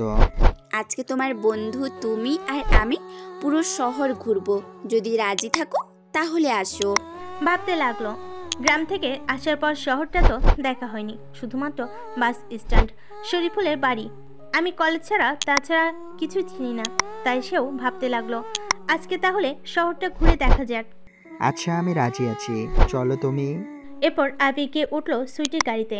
ড্রাইভার আঙ্কেলকে সুইটি বলল, আজকে কলেজে যেতে হবে না, বাস স্ট্যান্ডের দিকে চলো। একটু পর গাড়ি চলতে লাগলো নিজ গতিতে। বাস স্ট্যান্ডের উদ্দেশ্যে আবির গুটিসুটি মেরে বসে আছে, বাড়ির দৃশ্য দেখছে। কত সুন্দর এই ঢাকা শহর, তাই তো গানে বলা হয়েছে এই শহর জাদুর শহর, প্রাণের শহর ঢাকা। একটু পর গিয়ে গাড়িটা থামলো বাস স্ট্যান্ডে। আবির খুঁজতে লাগলো সৌরভকে। দেখতে পেল একটা বেঞ্চিতে বসে আছে। আবিকে ডাক দিতে সৌরভ উঠে এলো আর বলতে লাগলো, শালা এই তো 10 মিনিটের কথা বলে 1 ঘন্টা বসিয়ে রেখেছিস। আরে ভাই রাগ করছিস কেন? ঢাকা শহরে এসেছিস, বুঝতে পারবি রাস্তাঘাট কিরকম। জ্যামে আটকে ছিলাম অনেকক্ষণ। ও তাই বল। বেঞ্চ থেকে সৌরভকে উঠিয়ে আবির আসতে লাগলো সুইটির গাড়ি থেকে। সৌরভ আবিরকে বলল, আবির এই গাড়িটাকে তোকে এখন পার্মানেন্টলি দিয়ে দিয়েছে। আরে না, ভুল বুঝছিস কেন? এটা আমার গাড়ি না, এটা আমার এক কলেজের বান্ধবীর গাড়ি। শুধু বান্ধবী নাকি অন্য কিছু? আরে ভাই শুধু বান্ধবী, নেগেটিভ মাইন্ডে নেস কেন তুই শালা? এরপর আবির বলতে লাগলো কিভাবে সুইটির সাথে রাস্তায় দেখা হলো, কিভাবে সুইটির প্রপোজাল দিল, তারপর কিভাবে সুইটিকে নিয়ে এখানে আসলো। আর এও বলতে লাগলো আজ তার সাথে পুরো ঢাকা শহর ঘুরতে হবে। সৌরভ তো শুনে অনেক খুশি হলো। এরপর আবির সৌরভকে নিয়ে গাড়িতে বসলো। সৌরভ তো সুইটিকে দেখে পুরাই হা করে আছে আর ভাবছে, এত সুন্দর মেয়েটা, শালা আবির বোকা নাকি? আমি তো আবিরের জায়গায় থাকলে কবে মেয়েটাকে পটাইয়া গার্লফ্রেন্ড বানাইতাম। শালা আগে যেরকম বোকা ছিল এখনো আছে। সৌরভের এভাবে তাকিয়ে থাকা দেখে সুইটি তুড়ি মেরে বলল, কি ব্যাপার, এরকম হাঁ করে তাকিয়ে আছেন কেন? সুইটির এরকম কথা শুনে সৌরভ সুইটির দিক থেকে চোখ সরিয়ে গাড়ির জানালা দিয়ে বাড়ির দিকে তাকিয়ে দেখছে ঢাকা শহর। আবার সেই ভাবনার জগতে ডুব দিল সৌরভ। ভাবতেছে, আচ্ছা 7 দিনের কথা অনুযায়ী মেয়েটার সাথে তো তার মাত্র 2 থেকে 3 দিনের পরিচয়। তাহলে আবিরকে নিয়ে গাড়ি করে ঘুরছে ঢাকা শহরে। বোধহয় মেয়েটা আবিরকে পছন্দ করে, না হলে এরকম করে একটা মেয়ে একটা ছেলেকে নিয়ে কখনো ঘুরতো না। কলেজ বাদ দিয়ে সাইজা নিয়ে আমাকে নিয়ে নিতে আসা আর তাকে নিয়ে পুরো শহরটা ঘোরা, বোধহয় সুইটি আবিরকে পছন্দ করছে। সব ভাবতেছে তখনই আবির ডাক দিয়ে বলতেছে, কিরে তুই কি ভাবিস? ওরকম ব্যাককলের মতো মুখ করে আছিস কেন? আরে কিছু না, বাইরের দিকে তাকিয়ে ঢাকা শহরের সুন্দর দৃশ্য দেখছিলাম। এরকম ভাবে আবির সুইটি সৌরভ ঘুরতে লাগলো পুরো একটা দিন। বিকেলের দিকে গাড়ি গিয়ে থামলো মাসুম ভাইয়ের বাড়ির সামনে। গাড়ি থেকে আবির সৌরভ নেমে পড়লো। আবির সুইটিকে দিতে জানিয়ে বাড়ির ভিতরে ঢুকতে যাবে, তখনই সে দেখতে পেল কেউ একজন তাদেরকে ফলো করছে। বিষয়টা ততটুকু কর্ণপাত না দিয়ে বাসার ভিতরে ঢুকে গেল। দেখতে পেল বসার রুমে মাসুম ভাই বসে টিভি দেখছে। আবিরকে দেখে মাসুম ভাই বলল, কিরে এটা তোর বন্ধু নাকি? জি ভাই, এটা আমার বন্ধু। তা তোমার নাম কি? ভাই আমার নাম সৌরভ। তা কতদূর পর্যন্ত পড়ালেখা করেছো? ভাইয়া এসএসসি পর্যন্ত লেখাপড়া করেছি, তারপর বাবা মা আর শহরে আসতে দেয়নি। বাবার সাথে গ্রামে কৃষিকাজ করতাম, আর সেদিন ফোন দিয়ে বললো আপনার কোম্পানিতে কোনো এক এমপ্লয়ি লাগবে, তাই আসলাম। ও আচ্ছা ভালো, তাহলে তোমরা গিয়ে ফ্রেশ হয়ে আসো, পরে কথা হবে। তারপর আবির সৌরভ চলে গেল তাদের রুমে। আগে তো এই রুমে শুধু আবির ছিল, এখন সৌরভ এসেছে। সৌরভের সাথে রুম শেয়ার করে থাকতে হবে। তারা দুজন ফ্রেশ হয়ে নিচে গেল। মাসুম ভাই ওদেরকে আসতে দেখে একটা ছেলেকে ডাক দিয়ে বলল, এই খাবারটা রেডি কর, অনেক ক্ষুধা লেগেছে। ওকে ভাই। এই তোরা বস এখানে। মাসুম ভাইয়ের কথা মতো আবির সৌরভ গিয়ে বসলো মাসুম ভাইয়ের পাশের চেয়ারে। সৌরভকে এরকম ভয় পেতে দেখে মাসুম বলল, আচ্ছা তুমি কি আমাকে ভয় পাচ্ছ? ভয় পাওয়ার কিছু নেই, আমি ভালোর বন্ধু আর খারাপের শত্রু। মাসুম ভাই এরকম কথা বলা দেখে সৌরভ বলল, না ভাইয়া এরকম কোনো কিছু না। আচ্ছা ওকে, তাহলে তুমি কালকে সকালে রেডি হয়ে থাকো, আমি তোমাকে নিয়ে অফিসে যাব। ওকে ভাই। এরকম ভাবে আরো কথা বলে খাবার টেবিলে চলে গেল। খাওয়া দাওয়া শেষ করে আবির আর সৌরভ রুমে গিয়ে শুয়ে পড়ল। প্রতিদিনের ন্যায় আজকেও ফজরের আজানের সাথে সকালে ওঠা ব্যতিক্রম হলো না। আজকে আর সে বাড়ির বাইরে গিয়ে কৃত্রিম জনাতে অজু করে না, কারণ আরেকদিন মাসুম ভাই আবিরকে বাইরে গিয়ে অজু করা দেখে ওকে সব দেখিয়ে দিয়েছে কিভাবে ঝর্ণা চালু করতে হয়, কল চালু করতে হয়, সকল কিছু।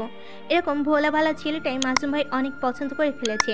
মাসুমের কোনো ছোট ভাই নাই, কোনো বোনও নাই, সে শুধু একাই। তাই সে সকলকে নিজে করে নিতে চায়। আবির শোয়া থেকে উঠে গিয়ে অজু করে নামাজ পড়ে আবার ঘুমিয়ে গেল। সকালের দিকে বাড়ি থেকে কে যেন দরজায় কড়া নাড়ছে। আবির দরজার কাছে গিয়ে দরজা খুলে বলতে লাগে, কি হয়েছে জিহাদ ভাই, এভাবে দরজা ধাক্কাচ্ছেন কেন? তখনই জিয়াদ ভাই একটু চিন্তামাখা কণ্ঠে বলে ওঠে, আসলে মাসুম ভাইকে খুঁজে পাওয়া যাচ্ছে না। কি বলেন এসব আপনি? কই যাবে এত সকাল সকাল উঠে? নিশ্চয় দেখেন বাইরে বসে আছে। না, আসলে এখন বাজে সকাল 10টা। তখনই আবির ঘড়ির দিকে তাকালো, দেখতে পাই আসলে সকাল 10টা বেজে গেছে। নামাজ পড়ে ঘুমিয়ে গেছিল, এর জন্য আজকে এত উঠতে দেরি হয়ে গেল। আমরা খোঁজ নিয়ে দেখেছি, ভাই কোনোখানে নাই, হাসপাতালে, এমনকি ভাইয়ের প্রিয় স্থান এতিমখানাতে। তখনই আবির একটু চিন্তিত হয়ে যায় আর ভাবতে লাগে এত সকাল সকাল উঠে কই যাবে। আচ্ছা, মাসুম ভাইয়ের উপর হামলা হয়নি তো আবার? তখনই আবির মাসুম ভাইয়ের রুমে গেল। মাসুম ভাইয়ের রুমে গিয়ে দেখতে পাই তার টেবিলের উপর একটা চিরকুট লেখা। আবির চিরকুটটি হাতে তুলতেই দেখে চিরকুটে লেখা আছে, আমি জানি চিঠিটা তুমি আবির পড়ছো। আমি যাদেরকে রেখে কাজ করেছি তারা একটা মাথা মোটা। আমাকে খুঁজে না পেয়ে তারা অনেক স্থানে খুঁজবে, কিন্তু আমাকে পাবে না। আর আমার ঘরটা ভালো করে খেয়াল করবে না ওরা। তুমি একমাত্র এসে দেখতে পাবে চিরকুট। আর বেশি কথা না বলি, আসলে আমার বেশ কয়েকদিন ধরে মাথা ব্যথা করে। ডাক্তারের কাছে যাই, পরীক্ষা করে বলে টিউমার হয়েছে, আর এটা অনেকটাই বড় হয়ে গিয়েছে। এখন অপারেশন করলে বাঁচার চান্স মাত্র 5%। আর এরকম চিকিৎসা বাংলাদেশে হবে না, বাইরের কোনো দেশে আসতে হবে। তাই আমি তোমাকে আমার সকল সম্পত্তি তোমার নামে লিখে দিয়ে গেলাম। আমার টেবিলের ড্রয়ারে সকল দলিলপত্র আছে। ওদেরকে বলো আমি তোমাকে সকল দায়িত্ব বুঝিয়ে দিয়ে আমেরিকায় চলে গেছি। হয়তো ফিরতেও পারি, কিংবা নাও ফিরতে পারি। পড়তে পড়তে আবির কান্না করে দেয়। 1 ফোঁটা জল চিঠির মাঝে পড়ে যায়। তারপরে চিরকুটের অপর পৃষ্ঠা উল্টে দিকে লেখা আছে, আর হ্যাঁ, আমি ভালো করে তোমার বন্ধু সৌরভের খোঁজ নিয়েছি। ও অনেকটাই ভালো ছেলে। সৌরভ কোম্পানির অনেক কিছুই বুঝে গেছে। তাই আমি চাচ্ছিলাম ও কোম্পানি চালাক, তুমি না হয় অন্যের পাশে দাঁড়াবে।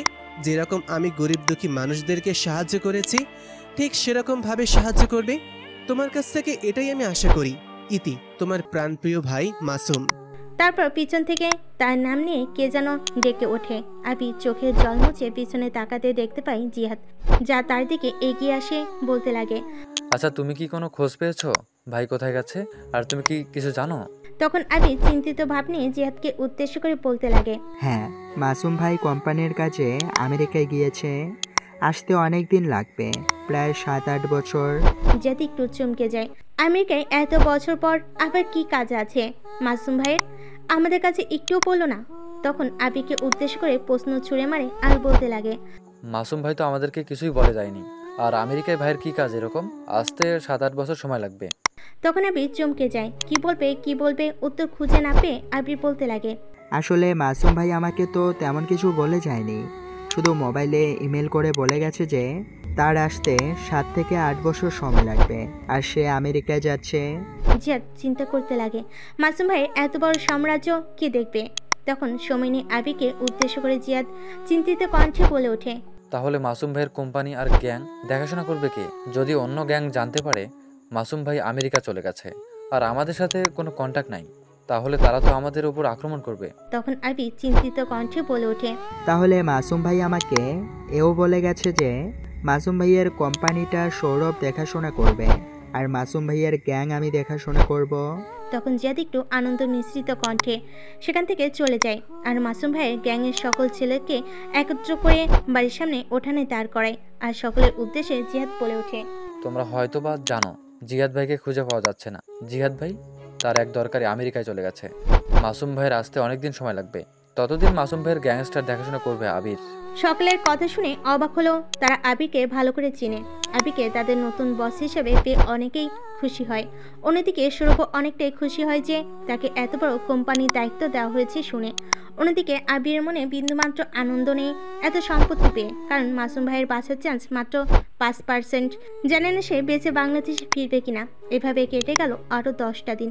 আবির তার দলবল নিয়ে মোটর সাইকেলে করে যাচ্ছে, সুইটিও গাড়িতে করে যাচ্ছে। আবিরকে দেখে তখনই সুইটি গাড়ি থেকে নেমে আবিরকে পিছন থেকে অনেকবার ডাকে, কিন্তু আবির সুইটির ডাক শুনতে পায় না। এরপর সুইটি গাড়িতে উঠে তার কলেজে চলে যায়। কলেজে এসে সুইটি গাড়ি থেকে নামতেই কলেজের গেটের দিকে তাকাতে দেখে অনেকগুলো মোটরসাইকেল। তখনই সুইটি দেখতে পায় একটাতে করে আবির আসছে। আবির এরকম রূপ দেখে সবাই তো অবাক। যে ছেলেটাকে নিয়ে সকলে ট্রোল করতো, হাসাহাসি করতো, সে কিনা মাসুম ভাইয়ের ভাই। সবাই শুনে তো অবাক। তখন তাদের সামনে এসে ছেলেগুলো চলে আসে, যে ছেলেগুলো প্রতিনিয়ত আবিরকে নিয়ে হাসাহাসি করতো। ছেলেগুলো এসে আবিরের কাছ থেকে ক্ষমা চায়। আবির ছেলেগুলোকে ক্ষমা করে দেয়। তারপর আবির ক্লাসরুমে গিয়ে বসে পড়ে। তখনই আবিরের সামনে সুইটি চলে যায়। তখনকার ঘটনার উদ্দেশ্য করে সুইটি বলতে লাগে, তোমাকে আমি তখন এতবার করে ডাকলাম, তুমি সাই দিলা না কেন? আবির ভেবেচাকা খেয়ে যায়। কি বলবে সুইটিকে উত্তর খুঁজে না পেয়ে আবির বলতে লাগে, কখন ডেকেছিলা তুমি? আর নিশ্চয় তুমি অবাক হয়ে গেছো আমাকে এরকম অবস্থায় দেখে। আর তোমার সাথে আমার অনেক কথা আছে, চলো ক্যান্টিনে যাই। এরপর আবির সুইটিকে নিয়ে ক্যান্টিনে চলে যায় আর তার জীবনের শুরু থেকে শেষ পর্যন্ত বলে। আর সুইটিকে অবাক করে দিয়ে সকলের সামনে হাঁটু গেয়ে সুইটিকে উদ্দেশ্য করে আবির বলতে লাগে, তুমি জানলে হয়তো বা অবাক হবে, আমি তোমাকে সেই প্রথম দেখাতেই ভালোবেসে ফেলেছি। সবার মধ্যে স্টাইলিশভাবে প্রপোজ করতে পারি না, কিন্তু আমার জীবনে লুকিয়ে থাকা সকল অনুভূতি নিয়ে তোমাকে বলছি, অনেক ভালোবাসি তোমায়। সকলের সামনে এরকম ভাবে প্রপোজ করা দেখে সুইটি তো অবাক। তারপর সে হেসে উত্তর দেয়, আই লাভ ইউ টু। আমিও তোমাকে সেই প্রথম দেখা থেকে পছন্দ করি। তোমাকে আমার মনের কথা বলতে পারিনি। তুমি কীরকম জানি আনস্মার্ট সেজে আসতে, তাই চাইছিলাম তোমাকে শাসন করে স্মার্ট বানাতে। আর তুমি আমাকে ভুল বুঝেছিলে প্রথমে। এবার দুজন আরও কথা বলে। একটু পর তারা ক্যান্টিন থেকে ক্লাসরুমে চলে যায়। এরপর ম্যাডাম এসে ক্লাস করাতে শুরু করে। অন্যদিকে ম্যাডাম তো আজকে আবিকে দেখে একদম অবাক। তখন ম্যাডাম আবিকে ডাক দেয়। আর তখন ম্যাডাম আবিকে উদ্দেশ্য করে বলতে লাগে, তোমাকে কয়েকদিন ধরে স্কুলে দেখতেছি না, আর তুমি আজ এরকম পোশাক পরে কেন? তোমাকে তো প্রতিদিন দেখতাম কিরকম যেন আনস্মার্ট হয়ে আসতে, আজ এরকম হয়ে হঠাৎ? তখন ম্যাডামকে উদ্দেশ্য করে আবির বলে, আসলে ম্যাডাম, আমি হচ্ছি এই শহরের নামকরা গ্যাংস্টার মাসুম ভাইয়ের ছোট ভাই। তাহলে তুমি এতদিন খ্যাত সেজে যে স্কুলে আসতে কেন? আসলে ম্যাডাম, আমি চাচ্ছিলাম যে আমার নিজের পরিচয় নিয়ে বড় হব, কিন্তু দেখেন আমার আসল চেহারা নিয়েই আপনাদের মাঝে আসতে হলো। তারপর ম্যাডাম আর কিছু না বলে আবিকে বসতে বলো। এইভাবে ক্লাসটা শেষ হয়ে গেল। ক্লাস শেষ করে আবির বাড়ির উদ্দেশ্যে রওনা হয়। তখনই পাশ থেকে জিহাদ বলতে লাগে, আবির, কিছুদিন ধরে এই গ্যাংয়ে অনেকটাই বেড়ে গেছে। আমি শুনতে পেরেছি যে মাসুম ভাই দেশে নাই, ওটা ওরা জেনে গেছে, তাই নাকি ওরা একটু বেড়ে গেছে, আমাদেরকে গ্যাং হিসেবে মানছেই না। তাই চাচ্ছিলাম ওদের খেল খতম করতে। এর আগে মাসুম ভাই ওদের ওপর আক্রমণ করেছিল, কিন্তু এবি গ্যাংয়ের লিডার মাসুম ভাইয়ের কাছে থেকে ক্ষমা চায় আর বলে সকল অনিয়ম থেকে সরে আসবে। আর যখন শুনতে পারলো যে মাসুম ভাই দেশ থেকে চলে গেছে, তখনই এরকম উৎপত্তি শুরু করেছে আবার। জিহাদ ভাই, সকল ছেলেদেরকে একত্র করো, আজকে এবি গ্যাং একদিন না হয় আমাদের একদিন। এরপর আবির আর জিহাদ তাদের ছেলেপিলে নিয়ে বের হয় এবি গ্যাংয়ের উদ্দেশ্যে। তারপর মাসুম ভাইয়ের ছেলেপিলে এবি গ্যাংয়ের স্থানে চলে যায়। মাসুম ভাইয়ের ছেলেদেরকে দেখে এবি গ্যাং লিডার বলে ওঠে, আমি জানতাম তোরা এখানে আসবি, নিশ্চয়ই তোরা আমার গ্যাংয়ে যোগ দেওয়ার জন্য এসেছিস। তখনই আবির ছেলেগুলোর পিছন থেকে এবি গ্যাংয়ের লিডারকে উদ্দেশ্য করে বলে ওঠে, তোর গ্যাংয়ে আমরা যোগ দেব, এটা কি করে ভাবলি তুই? তোর গ্যাংকে মারার জন্য আমি একাই যথেষ্ট, আর আমরাই কিনা তোর গ্যাংয়ে যোগ দেব, এটাই তুই ভাবলি কি করে? আর একটা কথা, আমি মাসুম ভাই না, আমি মাসুম ভাইয়ের ছোট ভাই। তোকে হয়তো মাসুম ভাই সময় দিয়েছিল শুধরানোর জন্য, কিন্তু আমি কাউকে সময় দিই না, ডাইরেক্ট শেষ করে দেই।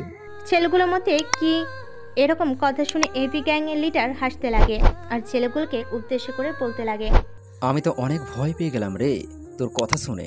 শুনেছিলাম বিন্দি মরেছে নাকি ঝাল, তোকে না দেখলে বুঝতেই পারতাম না। আমি তো আর মাসুম না যে ভয় পেয়ে লুকিয়ে থাকবো গর্তে। মাসুম জানতো যে তার গ্যাংয়ের শেষ দিন এসে গেছে, তাই তো তোকে গ্যাংয়ের দায়িত্ব দিয়ে পালিয়ে গেছে এখান থেকে। তখনই আবির অনেকটাই রেগে যায় আর ছেলেগুলোকে সরিয়ে দিয়ে সামনে এসে দাঁড়ায় আর এবি গ্যাংয়ের লিডারকে উদ্দেশ্য করে বলতে লাগে, শোন, মাসুম ভাই পালায়নি, মাসুম ভাই তার প্রয়োজনে আমেরিকায় গিয়েছে আর তার সকল কিছু দায়িত্ব আমাকে দিয়ে গেছে। জানি না তোদের মতো চোনাপুটোদের হাত থেকে কতদিন তার সম্পদ রক্ষা করতে পারবো, কিন্তু আমার জীবনের শেষ বিন্দু পর্যন্ত রক্ষা করে যাব। আর একটা কথা শোন, মাসুম ভাই কখনো কাউকে ভয় পায়নি, আর ভয় পাবেও না। আমিও তার ভাই, তোর মতো চুনোপুটিকে মারার জন্য এখানে এসেছি। এরপর আবির ইশারা দিতে ছেলেগুলো তাদের প্যান্টের পকেটে থাকা রিভলভার দিয়ে এবি গ্যাংয়ের প্রত্যেকটা ছেলেকে মেরে ফেলে। তখনই আবিরকে উদ্দেশ্য করে এবি গ্যাংয়ের লিডার কান্না মিশ্রিত কণ্ঠে বলতে লাগে, বাবা আমাকে ক্ষমা করে দাও, এইবারের মতো আর কখনো এরকম ভুল করব না। এখন থেকে আমি চলে যাব, প্লিজ বাবা, আমাকে শেষবারের মতো ক্ষমা করে দাও। তখনই আবির হাসতে লাগে আর পায়ের কাছ থেকে এবি গ্যাং লিডারকে সরিয়ে বলতে লাগে, মাসুম ভাই গেছে 10টা দিন ধরে, আমি সব কিছুই খোঁজ রেখেছি। তুই মাসুম ভাই নেই বলে কত লোকের যে ক্ষতি করেছিস। আগামীকাল তুই নাকি একটা মেয়েকে রাস্তা থেকে তুলে নিয়ে এসেছিলি, জানিস তার বাবা মা কোথায় গিয়েছিল? মেয়েটির বাবা মা আমার কাছে এসে ঠিক তোর মতোই পায়ে জড়িয়ে কান্না করেছিল আর বলছিল আমার মেয়েকে ফিরিয়ে আন বাবা। কিন্তু তখন আমি কিছুই করতে পারিনি, কিন্তু আজ তোকে আমার হাত থেকে রেহাই দেবে কে? তখনই এবি গ্যাং লিডার অনেকটাই কান্নাজড়িত কণ্ঠে আবারও বলতে লাগে আবিকে উদ্দেশ্য করে, বাবা আমি কিছুই জানতাম না আমার ছেলে পেলে এই কাজটা করেছে, আর এরকম কাজ করব না। ইভেন আমি আর এই আন্ডারওয়ার্ল্ডের জগতে থাকবো না। প্লিজ আমাকে এইবারের মতো ক্ষমা করে দাও। তখনই আবির আবারও হাসতে লাগে। এবি গ্যাং লিডারকে উদ্দেশ্য করে বলতে লাগে, জানি না তুই এভাবে আরো কত মায়ের বুক খালি করেছিস, তোর আজ আর শেষ রক্ষা হবে না। আমি মাসুম ভাই না অতটা দয়াল যে মাসুম ভাই তোকে ছেড়ে দেয় ভালো হবার জন্য, কিন্তু তুই ভালো না হয়ে আবারও ব্যাক করেছিস আন্ডারওয়ার্ল্ডে।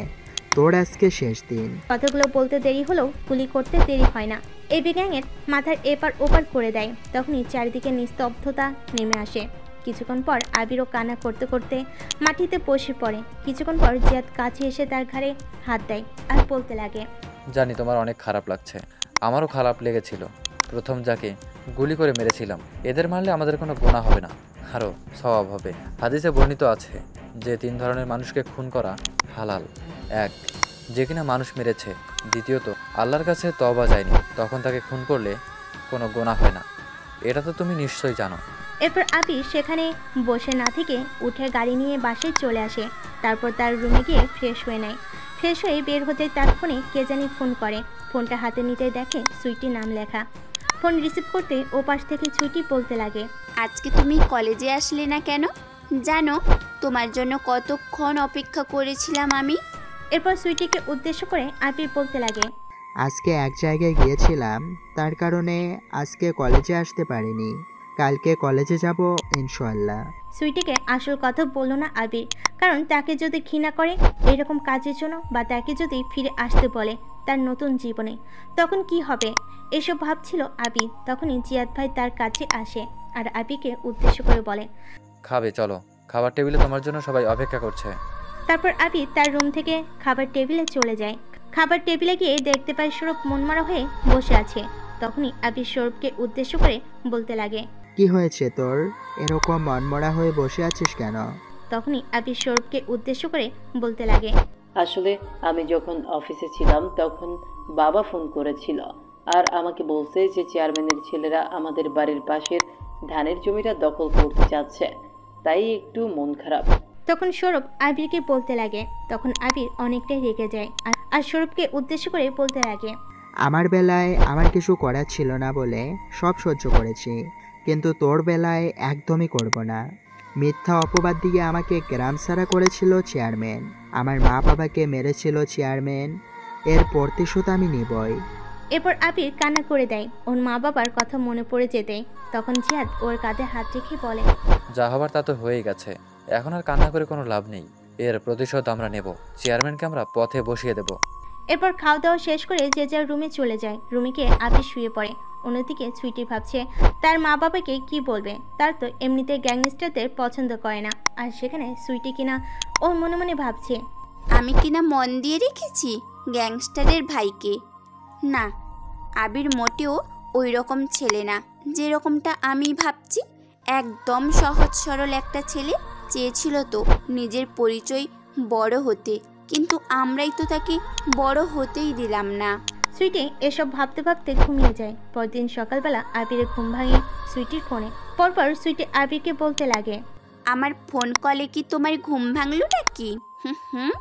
ওপাশ থেকে আবির ঘুম জড়িত কণ্ঠে বলে ওঠে, না, অনেক আগেই ঘুম ভেঙেছে আমার।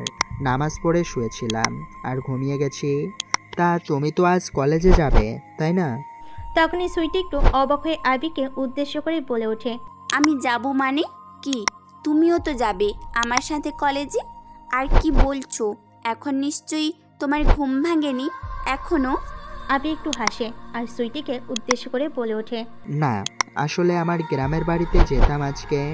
সৌরভ নাকি তার বাবা মাকে দেখতে যেতে চায়। তা তুমি কি যাবে আমাদের সাথে সৌরভের গ্রামের বাড়িতে? পরে কথাগুলো আবির এমনিতেই বলল সুইটিকে। তখনই সুইটি একটু চিন্তিত কণ্ঠে বলে ওঠে, হ্যাঁ, আমিও যাব। দেখি বাবাকে বলি, দেখি তো যেতে দেয় নাকি। ওপাশ থেকে আবির অবাক হয়ে যায় সুইটির বলা কথাগুলো শুনে।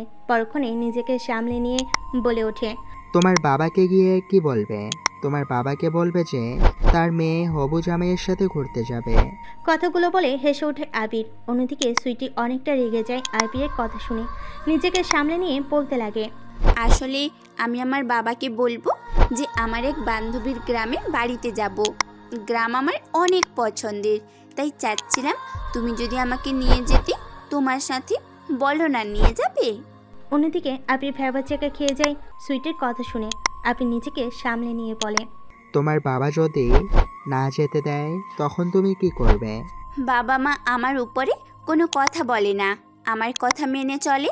আর বাবা কখনোই না করবে না গ্রামে যাওয়ার কথা শুনে। তখনই আবির রুমে দরজায় কে জানি এসে কড়া নাড়ে। আবির ফোন কেটে দরজা খুলতেই স্বরূপ বলতে লাগে, কবে যাবি গ্রামে? আমরা কালকে সকালে রওনা দেব গ্রামের উদ্দেশ্যে।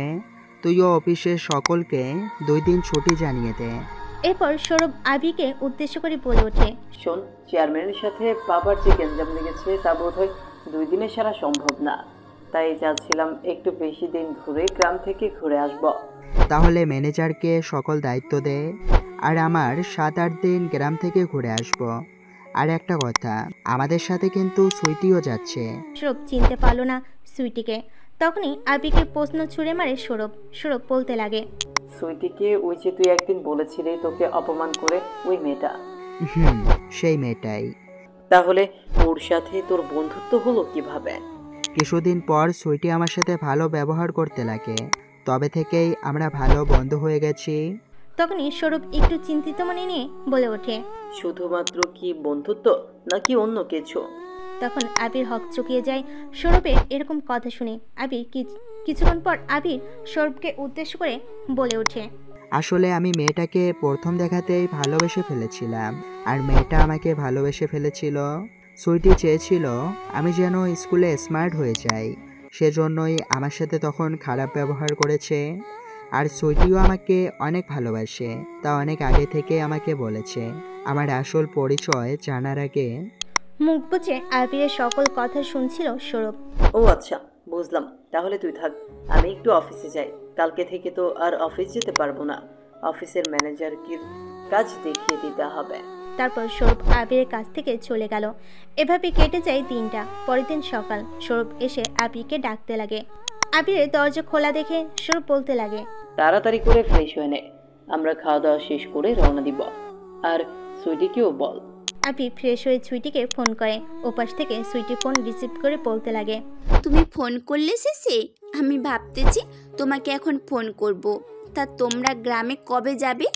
বাবাকে বলেছি, আর বাবা মানা করে নাই, শুধু বলেছে যে ফোন করে সকল খবর বাবাকে যেন দেই। আর তুমি কি এখনো ঘুম থেকে ওঠোনি? এরকম কণ্ঠ যে।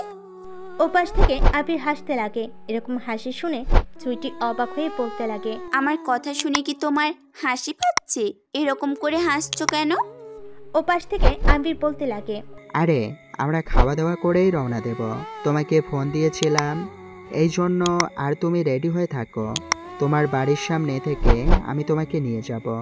এপাশ থেকে সুইটি একটু চিন্তিত হয়ে বলে ওঠে, আরে আরে, তোমরা আসবে না আমার বাড়িতে?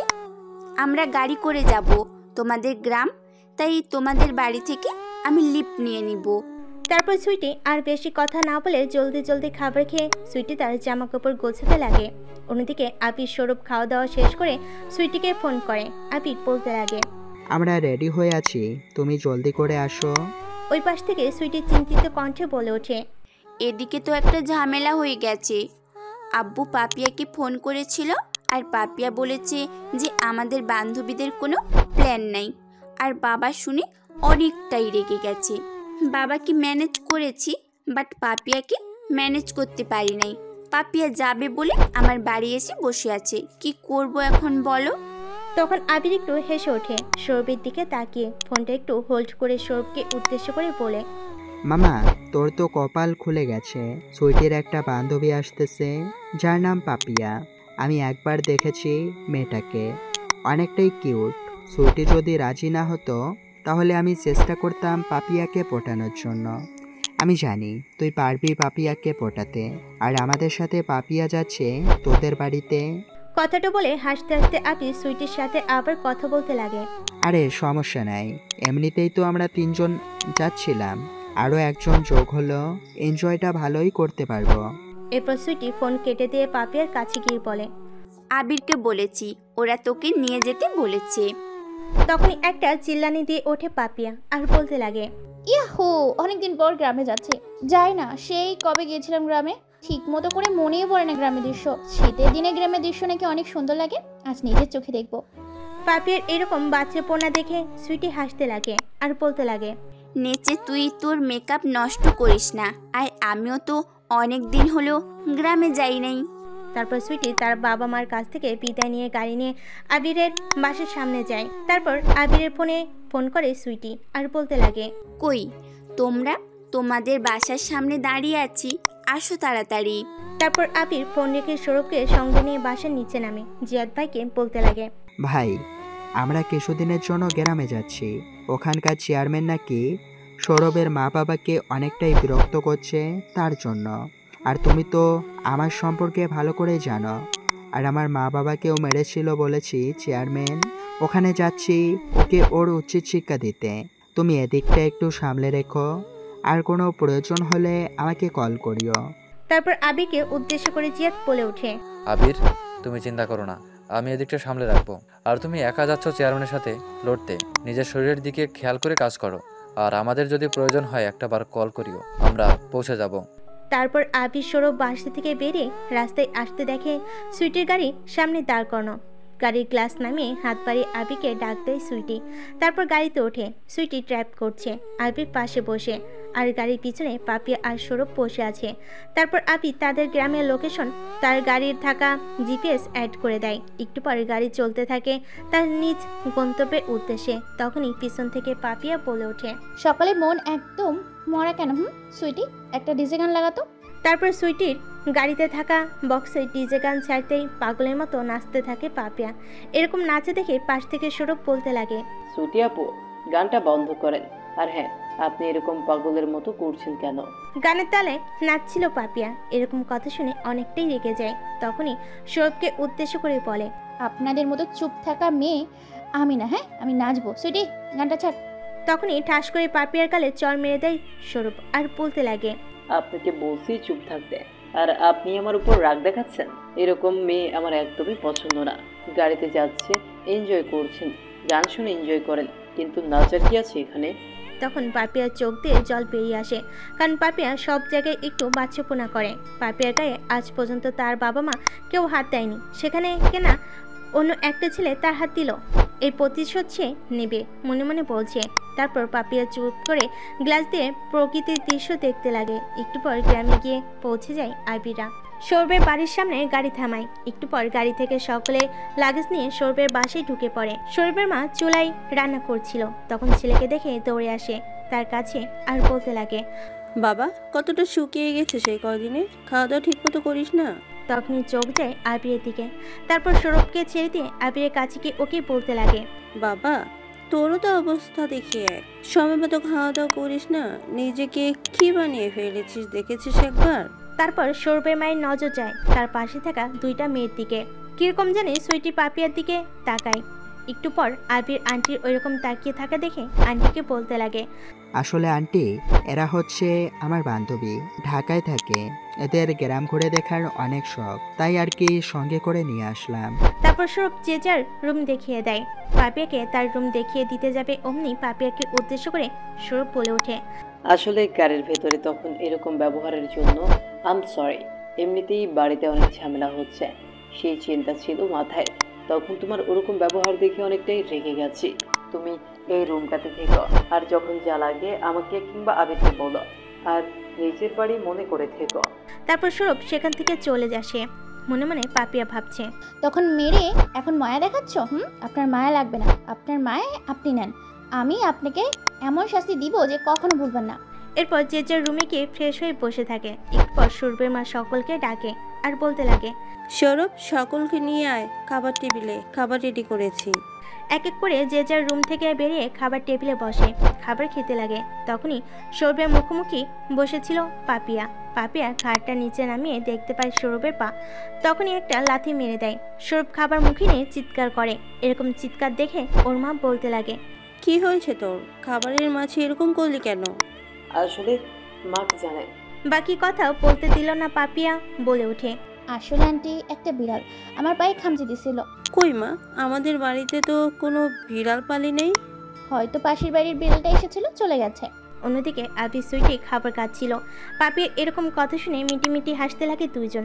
একটু পর খাবার খাওয়া শেষ করে যে যার রুমে চলে যায়। তারপর আবির সুইটিদের রুমে গিয়ে বলতে লাগে, আসতে পারি? তখনই সুইটি অনুমতি দিয়ে সরে বলে, হ্যাঁ আসেন। তোমরা একটু ফ্রেশ হয়ে আসো, আমরা এখন গ্রাম দেখতে বের হব। তারপর সুইটি পাপিয়া ফ্রেশ হয়ে আসে। তারপর তারা চারজনে বের হয় গ্রাম দেখার উদ্দেশ্যে।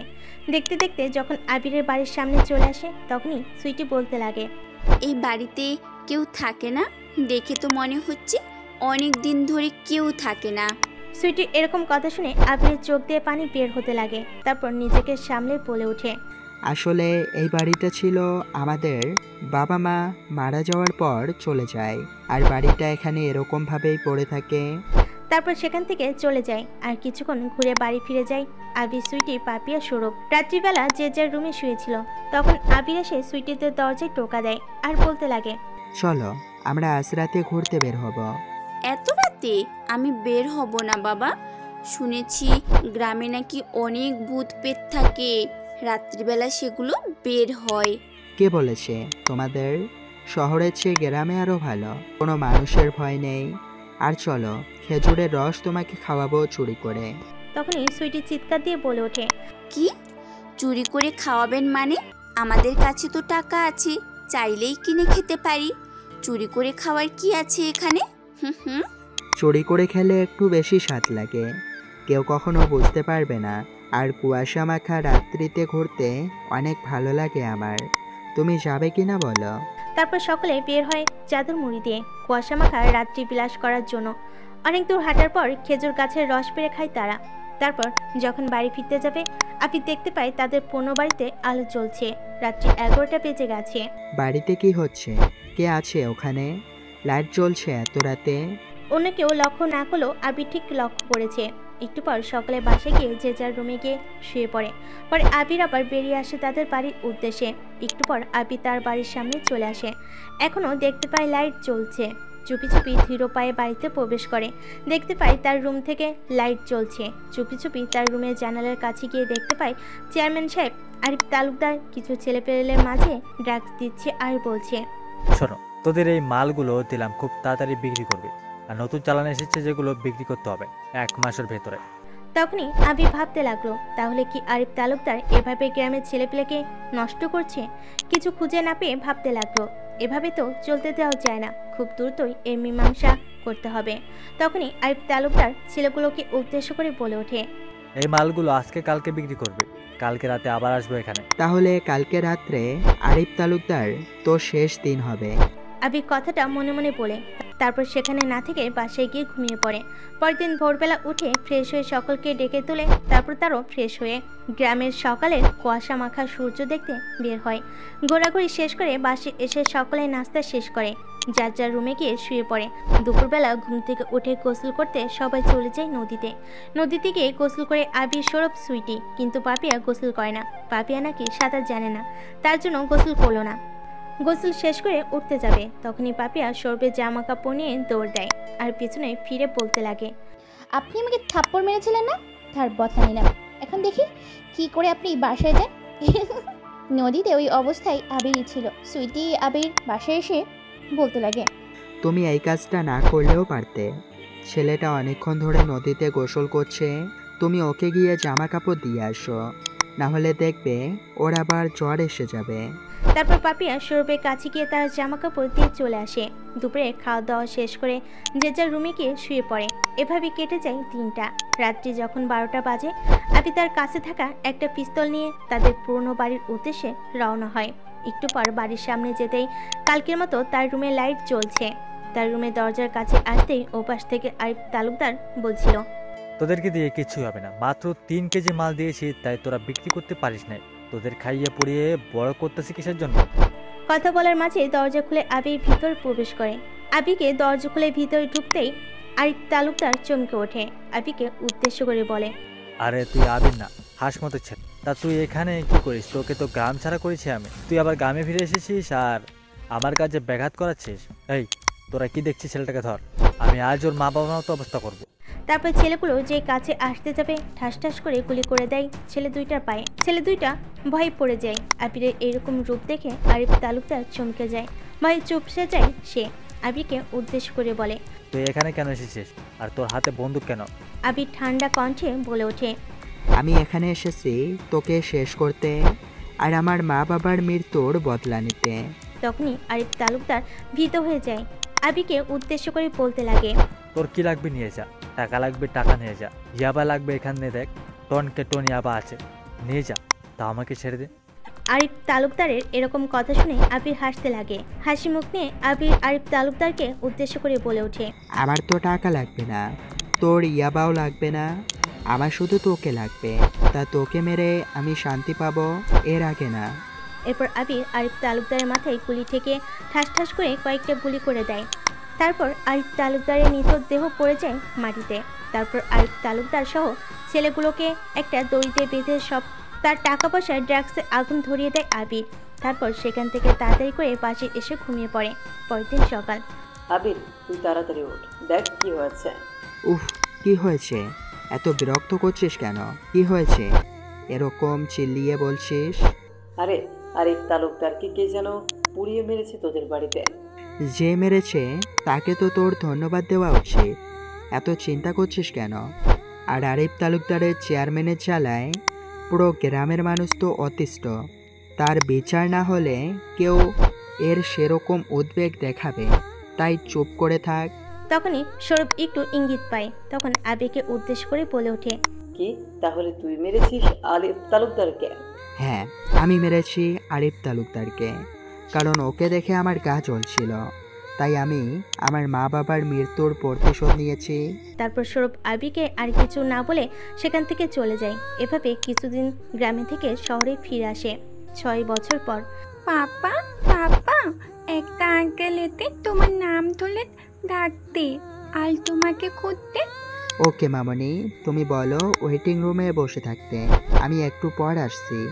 না পাপা, লোকটা বলো তোমাকে কিটের জন্য দানি দরকার। আর কি যেন নাম বললো তার, মনে পড়েছি, মাসুম। মাসুমের নাম শুনে আবির তো অবাক হয়ে যায়। এতদিন পর তাহলে কি ফিরে আসলো মাসুম ভাই? আবির সেখান থেকে দৌড়ে নিচে নেমে আসে। নিচে নেমে এসে দেখে আসলে মাসুম ভাই দাঁড়িয়ে আছে তার সামনে। তারপর সে ছুট দিয়ে বুলেট ট্রেনের গতিতে গিয়ে মাসুম ভাইকে জড়িয়ে ধরে। একটু পর মাসুম ভাইকে ছেড়ে দিয়ে আবির বলতে লাগে, তাহলে কি তোমার এতদিন পর আমার কথা মনে পড়লো? তুমি তো বলেছিলে 3-4 বছর পর ফিরে আসবে, তাহলে এতদিন পর ফিরে আসলে যে? তখনই মাসুম ভাই একটু উদ্ভট কণ্ঠ নিয়ে বলে ওঠে, আমি তো বলেছিলাম যে বাঁচতেও পারি মরতেও পারি, আমার বাঁচার চান্স মাত্র 5%। আমি জানতাম তুমি অবশ্যই ফিরবে। এত কথা কি বলবি নাকি কিছু খেতেও দিবি? অনেক ক্ষুধা লেগেছে রে, কিছু খেতে দে। জানিস কদিন ধরে দেশের খাবার খাই না মন ভরে, তখন আবির সুইটিকে উদ্দেশ্য করে বলতে লাগে, সুইটি, এই সুইটি, দেখো কে এসেছে। মাসুম ভাই, তুমি তাড়াতাড়ি টেবিলে খাবার দাও, ভাইকে খিদে পেয়েছে। আজ অনেক দিন পর ভাইয়ের সঙ্গে বসে খাবো। আবির কথাগুলো বলছে তখনই চোখ যেয়ে মাসুম ভাইয়ের ছোট্ট একটা মেয়ের দিকে। তারপর আবিরকে উদ্দেশ্য করে মাসুম ভাই বলতে লাগে, এই মেয়েটা কে রে আবির? আবির একটু মুখে হাসির রেখা ফুটিয়ে বলে ওঠে, আসলে ভাই, এটা আমার মেয়ে। আমরা 4 বছর আগে বিয়ে করেছি।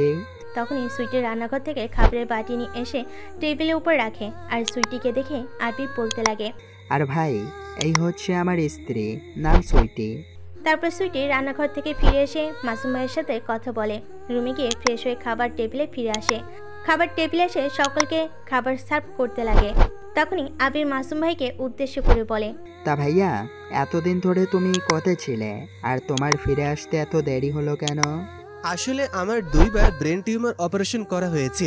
প্রথমে অপারেশন করার পরও আমি যথাযথ সুস্থ ছিলাম না, তাই 2 বছর পর আবার নতুন করে অপারেশন করা হয়েছে। 2 বার অপারেশন করেই আমার বাঁচার চান্স ছিল খুবই কম, তাই চাইছিলাম না অল্প দিনে তোদের মাঝে ফিরে এসে সকলকে বেদনা দিয়ে আবার চলে যেতে, তাই একবার সুস্থ হয়ে ফিরে এলাম।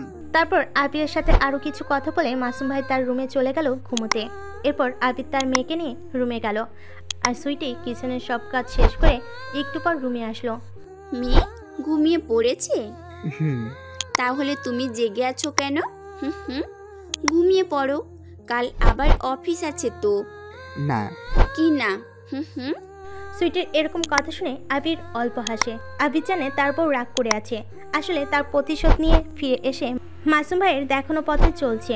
অফিস একদিকে গ্যাং সব একাই সামলায়, তাই সুইটিকে সময় দিতে পারে না ঠিক মতো, তাই তো তার বউ অভিমান করে আছে। সুইটি ততক্ষণে বেলকনিতে গিয়ে দাঁড়িয়ে আছে। আবিরকে পিছন থেকে সুইটিকে জড়িয়ে ধরে আর বলে, আমার উপর চড়ে আছো? সরি বউ। আবিরের এইভাবে বউ ডাক শুনে সুইটি হেসে দেয়, সামনে ঘুরে এসে ও জড়িয়ে ধরে আর কান্না করে দেয়। আবির বুঝতে পেরে বলে, সুইটি, এই সুইটি, কান্না করছো কেন তুমি? প্লিজ কান্না করো না। আবির, আমি তোমাকে খুব ভালোবাসি, খুব ভালোবাসি। তুমি আমাকে কখনো দূরে করে দিও না, তাহলে যে আমি মরেই যাব। তোমাকে ছাড়া আমি কখনো বাঁচতে পারবো না, কখনো না। এই পাগলি, কি সব বলছো? আমিও তোমাকে খুব ভালোবাসি। এ বলে আবির সুইটিকে কোলে তুলে নিয়ে রুমের মধ্যে যেতে থাকে। এই এই কি করছো? পড়ে যাবো তো, নামিয়ে দাও প্লিজ। তোমার বর এতটাও দুর্বল নয়। এই বলে আবির সুইটিকে বিছানায় শুয়ে দিয়ে ওকে জড়িয়ে ধরে শুয়ে পড়ে। দুজনেই ভালোবাসি ডুবে গেল। এভাবে কাটতে লাগলো সুইটিকে নিয়ে আবিরের সংসার জীবন। গল্পটা কেমন হয়েছে জানাবেন, আর এরকম সুন্দর সুন্দর গল্প পেতে চ্যানেলটা সাবস্ক্রাইব করে পাশে থাকবেন। ধন্যবাদ।